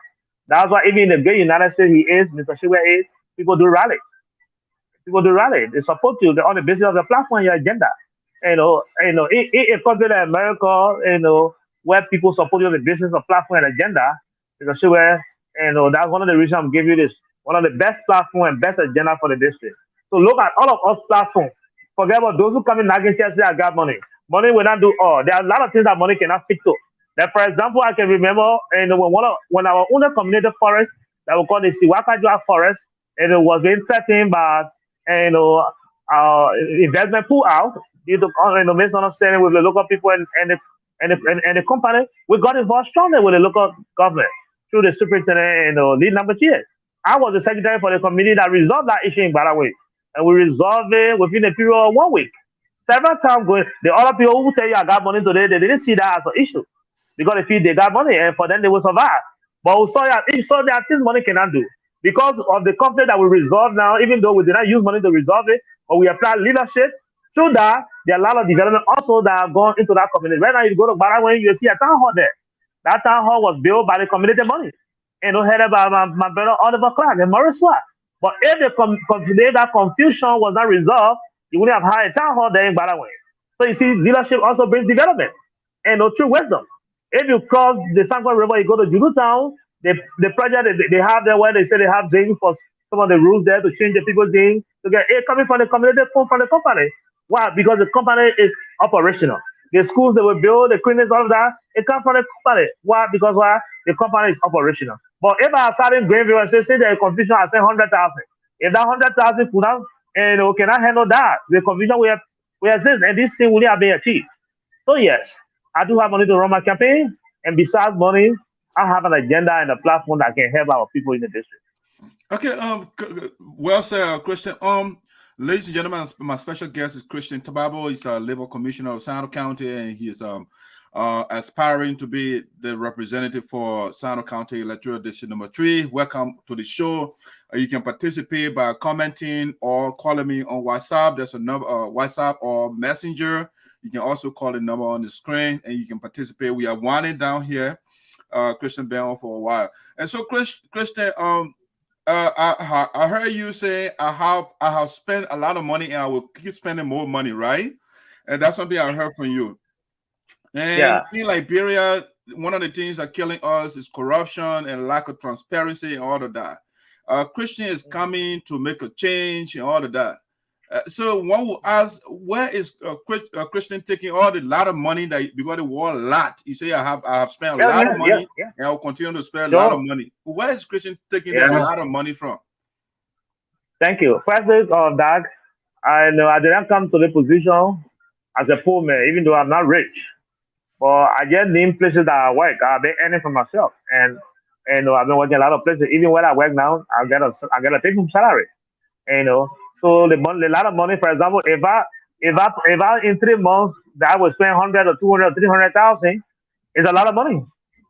It might not be a lot of money to that because maybe he can spend 1 million or 2 million, but that knows how he got 1 and 2 million. But I know how I work hard, how I suffer to get my 100,000, my 50,000, my 10,000, my 20,000. So if I spend it, it's a lot of money for me because I went through a lot to get it. So my lot of money is not coming from the tool and background of all of who spend money that maybe they did not work for. But for me, when I'm telling you about a lot of money, it's not like if I even spend 5,000, it's a lot of money because I work for it. And I know I worked so hard to get it. Other people might get it two other ways. So when they spend it, the fee is not a lot of money. So I'm in terms of my salary, my clean money that I make, no matter the little it is, it's a lot of money for me because I work for it. Okay, fair. So that's a lot of money. Christian, again, I want to push the point of transparency and being accountable to the people. I mean, so I heard from you earn decent salary, and currently you are not working in the private sector. I did decent there. I didn't add decent there. I don't want to abolish that. Okay, well, what is the adjective you use? Because I heard that word.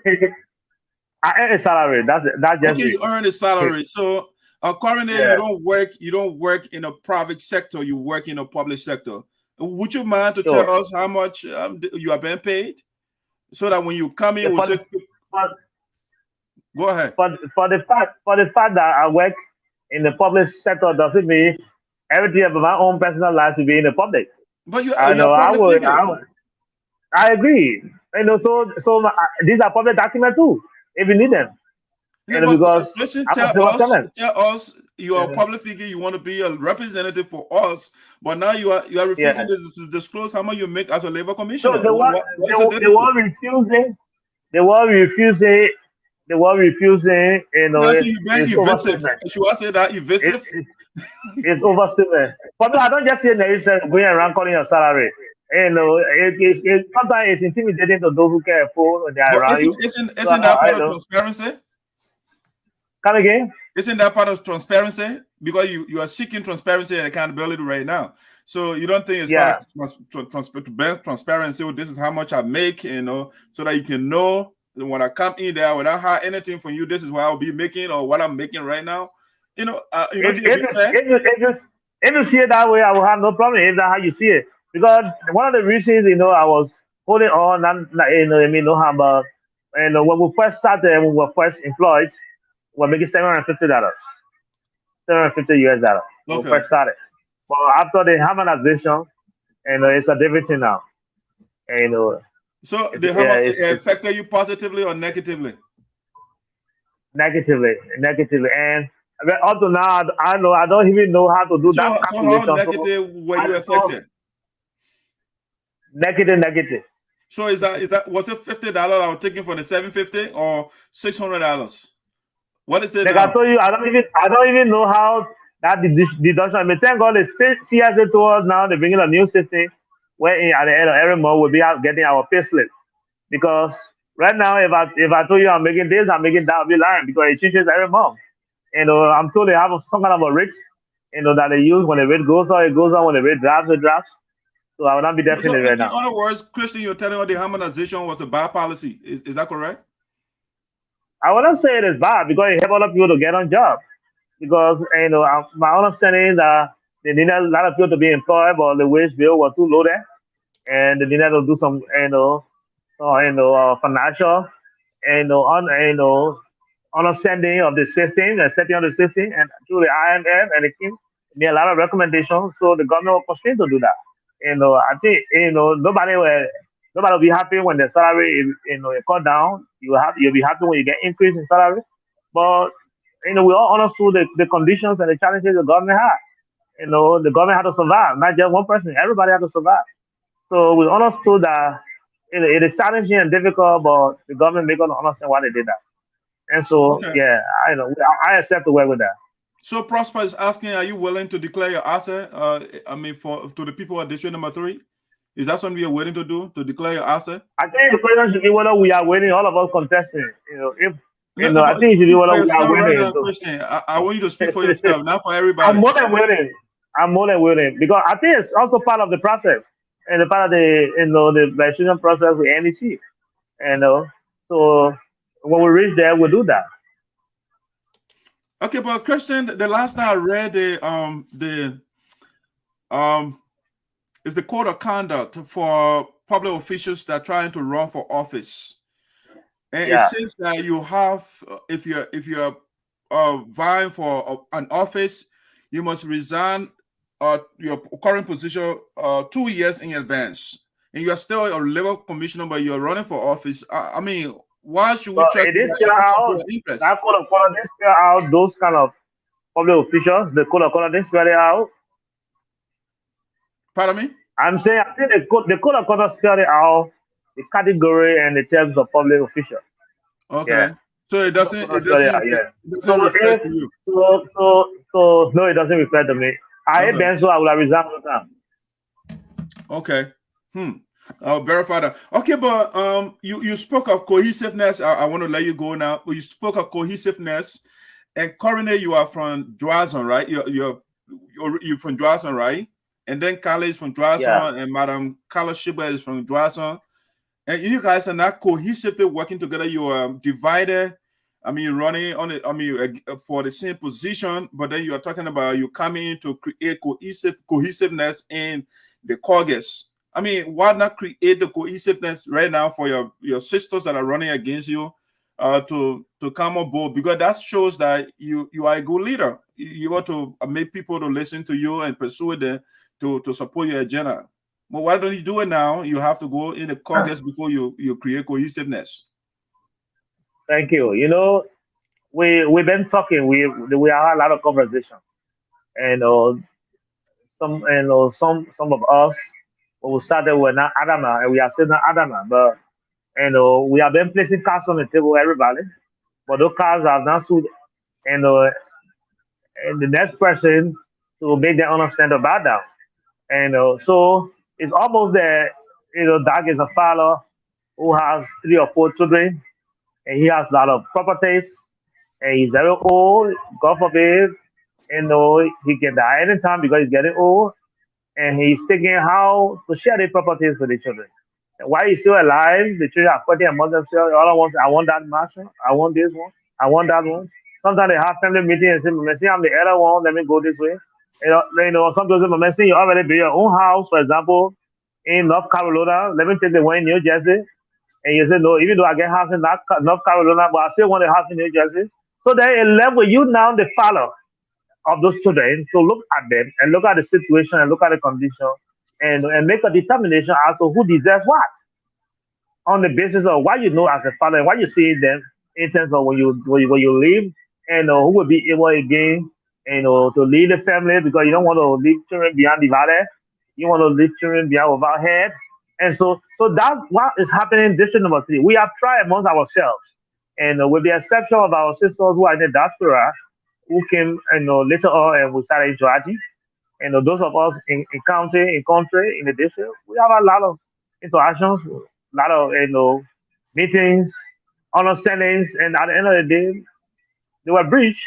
And we saw it like it's not a pay service to us because everybody have their constitutional right to also say, I want to run. I know because you cannot solve the next question. But we thought it was good. See, we talked about cohesiveness to have a cohesive form that will, bring our ideas together, our resources together, and to have a single agenda for the cause of our people. But it didn't work. So we think all hope is not lost. It is now before our father and our mother, that is our parents, our people. So, they will make a final judgment, they will make a final decision, couple of months to come. And even though their decisions, have no legal or constitutional binding, but they have moral and spiritual and traditional bounding. And so when those decisions are made, then we start from there. We know our next, our next way out. But until now, we say we want to lead our people. We all say our people are calling us. We are not using the same cell phone, and we are not sleeping on the same bed to have the same dream. All I know is last night I saw myself, my people, they say I didn't want it one. All I know is my people call me on the cell phone, they say I didn't want it one.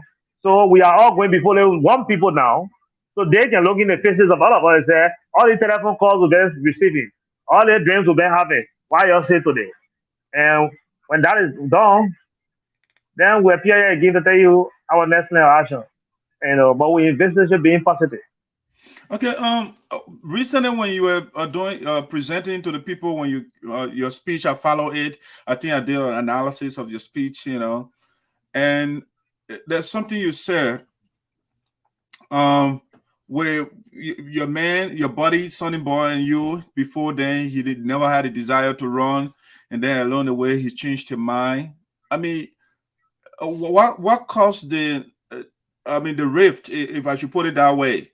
Why actually transpired? Initially, you according to you, he gave his support to you, he actually offered you a vehicle and all of that, and then along the way, he somersaulted on you. What happened? Well, for me to answer that question, I'll only tell you that nothing happened, that went by. And in fact, up to now, nothing has happened. The fact that he wants to run, and we are not enemies. And it's just that we are all busy with our plans, activities, and so maybe that's why we are not always together. And we also appreciate the fact that he changed his mind in the end. And even though you owe no explanation, except if you see that morally it is important to do for the fact that discussions were held and some understandings were reached. That we need another document because in the kind of process people operate on trust and confidence. And so since that happened and in the end it turned the way it is now, we embraced that long time ago, and we have been working with that. And for it has not created for me from my side, it has not created any pressure. So far, I think if you don't always see us together, we are busy with our plans and to always implement. Well, we are cool. All And I right, can't tell why he decided to say he want to run again. No, only him can answer that question. But again, they're not creating rift. I'm cool with that. And we have accepted that long time. We've been working with that. And we are not bothered. Excellent. Okay. All right, Christian. I mean, I enjoyed talking to you. But you know, every long road has an end, you know. And so is there something that you had on mind that you wanted to broach or you wanted to talk about that we did not touch on? This is the perfect opportunity to do that. Yeah. Thank you, sir. You know what makes you a leader is when you make commitment to people and you stand by it. So few days ago when I was in District 3, you follow the show and you elevated, you know, my speech at the national, at the international level on your platform, and I was so impressed. And so you hold me committing to the people that come this Saturday, the 4th of February, will be the petitioning ceremony of the president. And I committed that we're going to send vehicles there to bring them to Greenville. And, you know, but we had changing plans, changing venue. Instead of Greenville now, we are going to Ganjida's wedding. So we will not be able to take the multitude of people that we would have brought to Greenville from Johnson to Zwedu, or from District number 3 to Zwedu. So what we are doing now is that since we are going to Zwedu, you know, all our delegation will have people from, you know, all of those areas that, you know, that make up District number 3 to form part of the delegation. So that our promise will not be abandoned, even though that's not how we intend to fulfill it. So let me make it clear on the show so that it can be like, oh, Tababo once upon a time said, Johnson, you are bringing trucks for the people, hey, you feel, and you know, but the reason is that there's a changing plan, changing venue. We are going to Zwedu Ganji there, and I'm heading the delegation because Chairman Wlayee Nyantee Senior is currently in the nation's capital attending to national issues. So Chairman Chris Kwate also is busy with GVR, where because you know, works with agriculture company and job conference, where law of nature is self-preservation. So, you know, he couldn't make it, but his delegation is headed by his county chair, Lily. And I'm the only county chair heading this delegation. So I think we are going there to have a successful petitioning program. And we hope that our people will understand if they don't see something in District 3 to know that because of change of venue, change of plan. So I thought to stress that because you had a video on your platform. Okay. Yeah, but let me see. There's a communication that came in here with respect to Ministry of Labor or something. So I don't know whether that's something that pertains to you. Let me see here. It was dated January 19, 2023. Okay. Mr. Larry Noah, Labor Inspector, Ministry of Labor, Sinoe County, Republic of Liberia. And dear Mr. Noah, does he work under you? He works under the Ministry of Labor. Oh, okay, but well, like I'm his boss in the county. Okay. I'm the boss in the county, but he works with the Ministry of Labor. Okay, so I want to see what the content is here. It has been brought to the attention of the administration your frequent unprofessional conduct and involvement in violating policies of the ministry, including approving redundancies of private institutions without the authorization of the minister, frequently delinquent at work, facilitating illegal and arbitrary seizure of companies' properties, among others. Your contract with the Ministry of Labor has since expired. Therefore, in view of the above, you are hereby officially notified that your contract will not be renewed. So what are they talking about? Why they fire him or something? I think the part of the letter you read that said your contract has since expired and will not be renewed. Okay, so those of you that work with the you read something like that? Yeah. So it's a contract. Okay, not everybody is on contract, but there are some of the workforce, including Mr. Noah, that were on contract. Okay. And at the ministry, and the contract they were on because we're told that the past government placed a moratorium on employment, and so since they were cleaning payroll, and as they clean payroll, and when those names are deleted, all of people retire, then they are replaced, something like that. So the good news we have was that I think this year, this 2022, 2023 budget, would have carried him. But it didn't. And 2023, 2024 budget was what we're expecting now.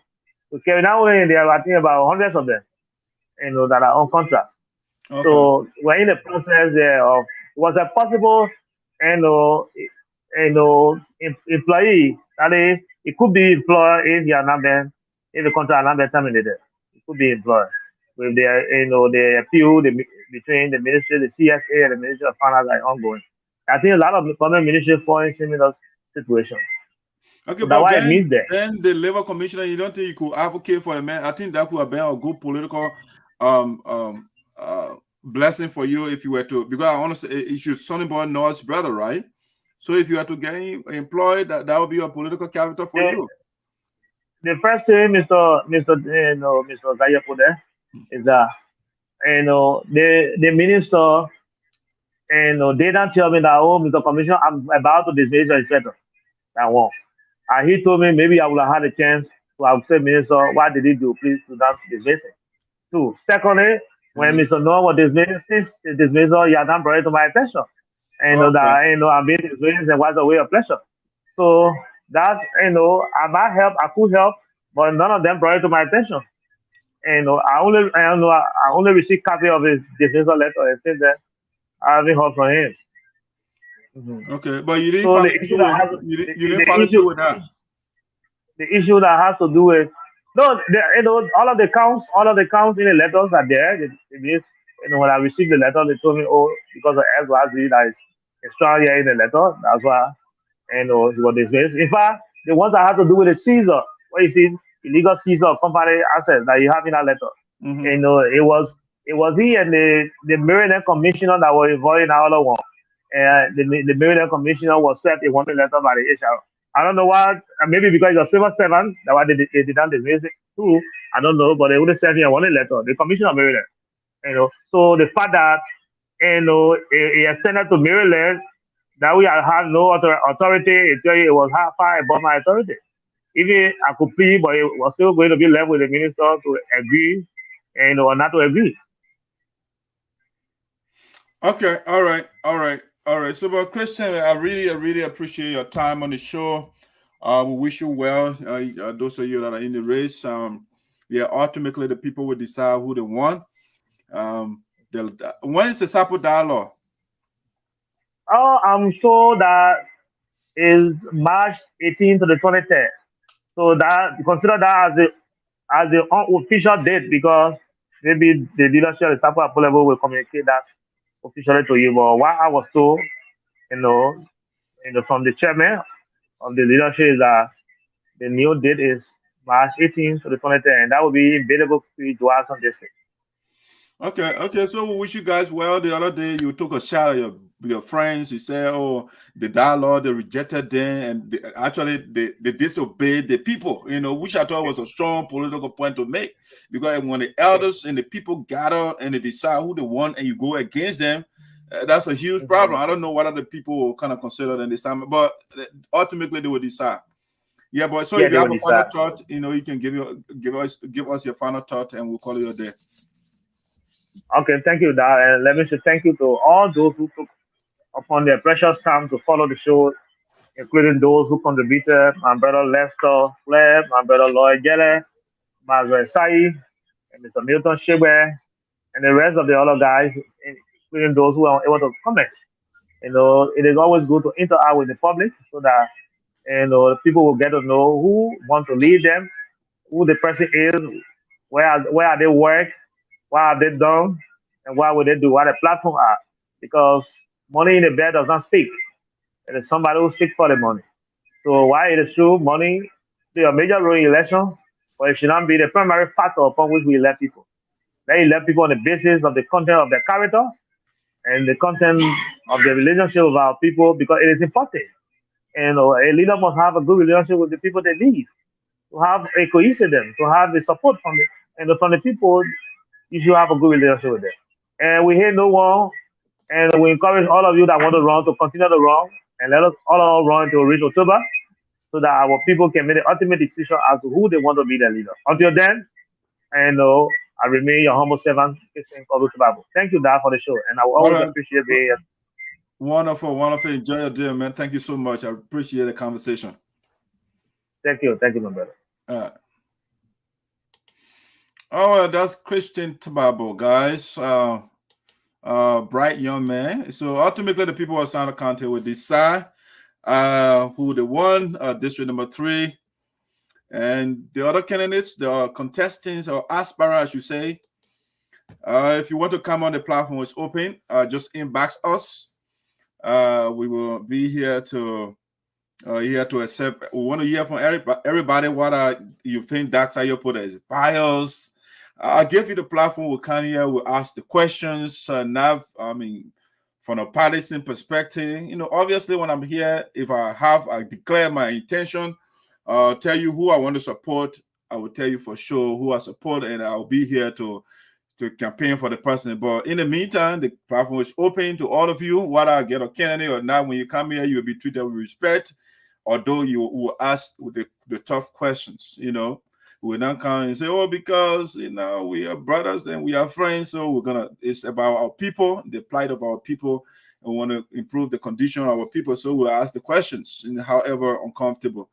All right, so let me see here. That's something I want to share with you here. So I got a breaking news here when I was backstage. When I'm here, I get the information. So let me see what I can share that breaking news with us here on VOSD. Let's see what that is. Let me look at the communication here, and I will give you the breaking news that I just got from somewhere, from the top official of the USAA here. Let me see what I can get to that communication.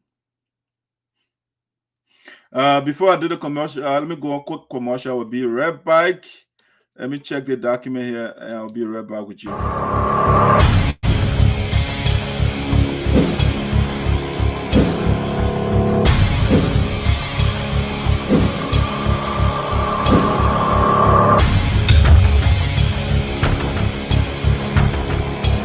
Amanda Aweto, Amanda Aweto, Maipuye Liberia, Maipuye, Jovia,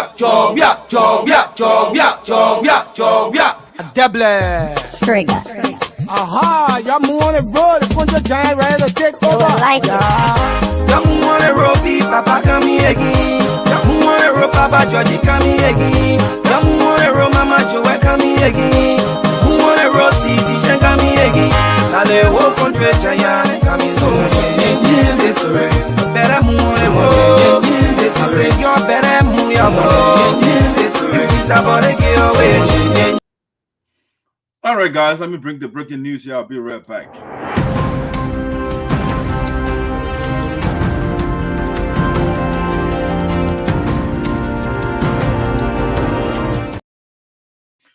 All right, guys, welcome to Voices Sinoe in the Diaspora with Doug Sayaput, the Esoteric.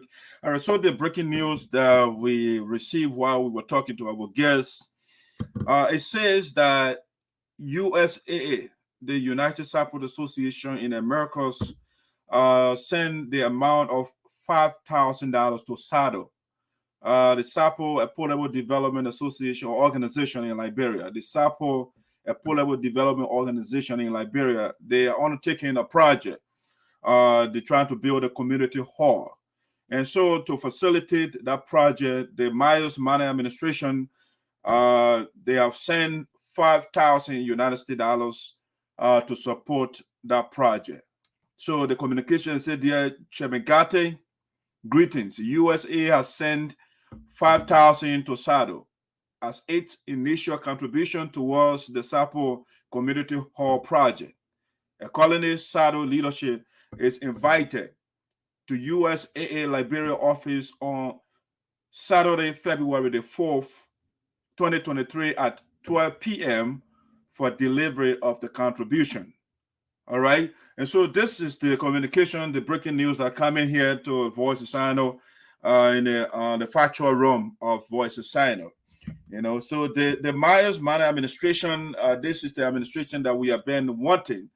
We have been wanting and looking up to support our people back home when they're doing something, every aspect of our community.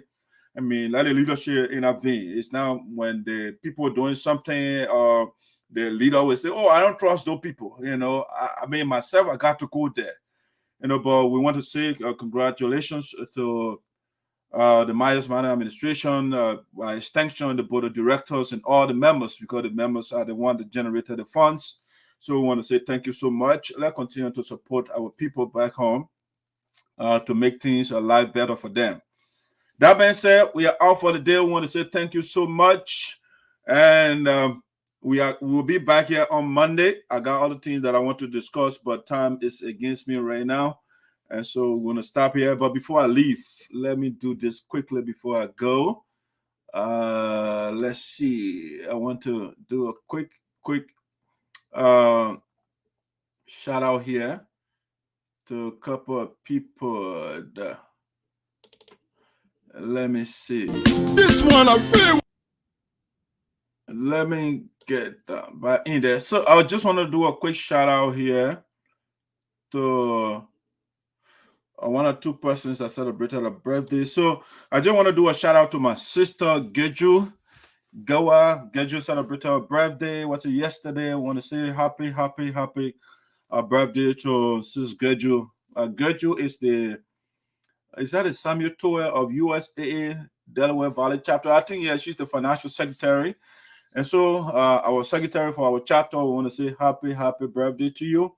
We wish you many more happy returns. We also want to do a shout out to the second lady of USAA North Dakota chapter, Patience Roberts, also celebrated her birthday.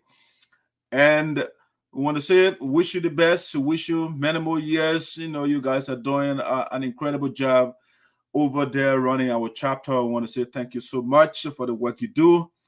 And all right, and that's something we want to say. We love you so much. Happy birthday, and may you get what you are seeking, especially from the ancestors. I want to talk about the picture shortly, but next show will flex on it. But I think there's something I want to talk about. This picture here, that's the our own sister in Minnesota, Leah Biko and Martina Colate, you know, on this picture. I mean, the reason I wanted to talk about the picture, and I will do so more on the next show, is at one point I was accused of sending Biko Moen picture to Prophet Key to insult her, which I did not do. You know, and they were talking about, I mean, Sapo solidarity. Oh, let's support each other.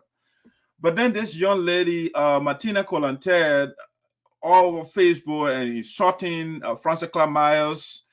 And I mean, Biko has, I mean, it's okay with that for somebody who insulted like me right now, even though I was wrongly accused going somewhere and taking picture with Prophet Key for insulting our sister, you know, which I will not do, you know, but Leah is in Liberia and taking picture with Martina, who insulted her own sister, you know. So I just found a little contradiction over there, but we'll see more on our next show. But we want to stop here for the day, and we want to say enjoy your day, and we'll talk again. We coming again. Who wanna roll cities? He coming again. Young who wanna roll job? We are coming again. Who wanna roll Mama Joe? We're coming again. Up in the road.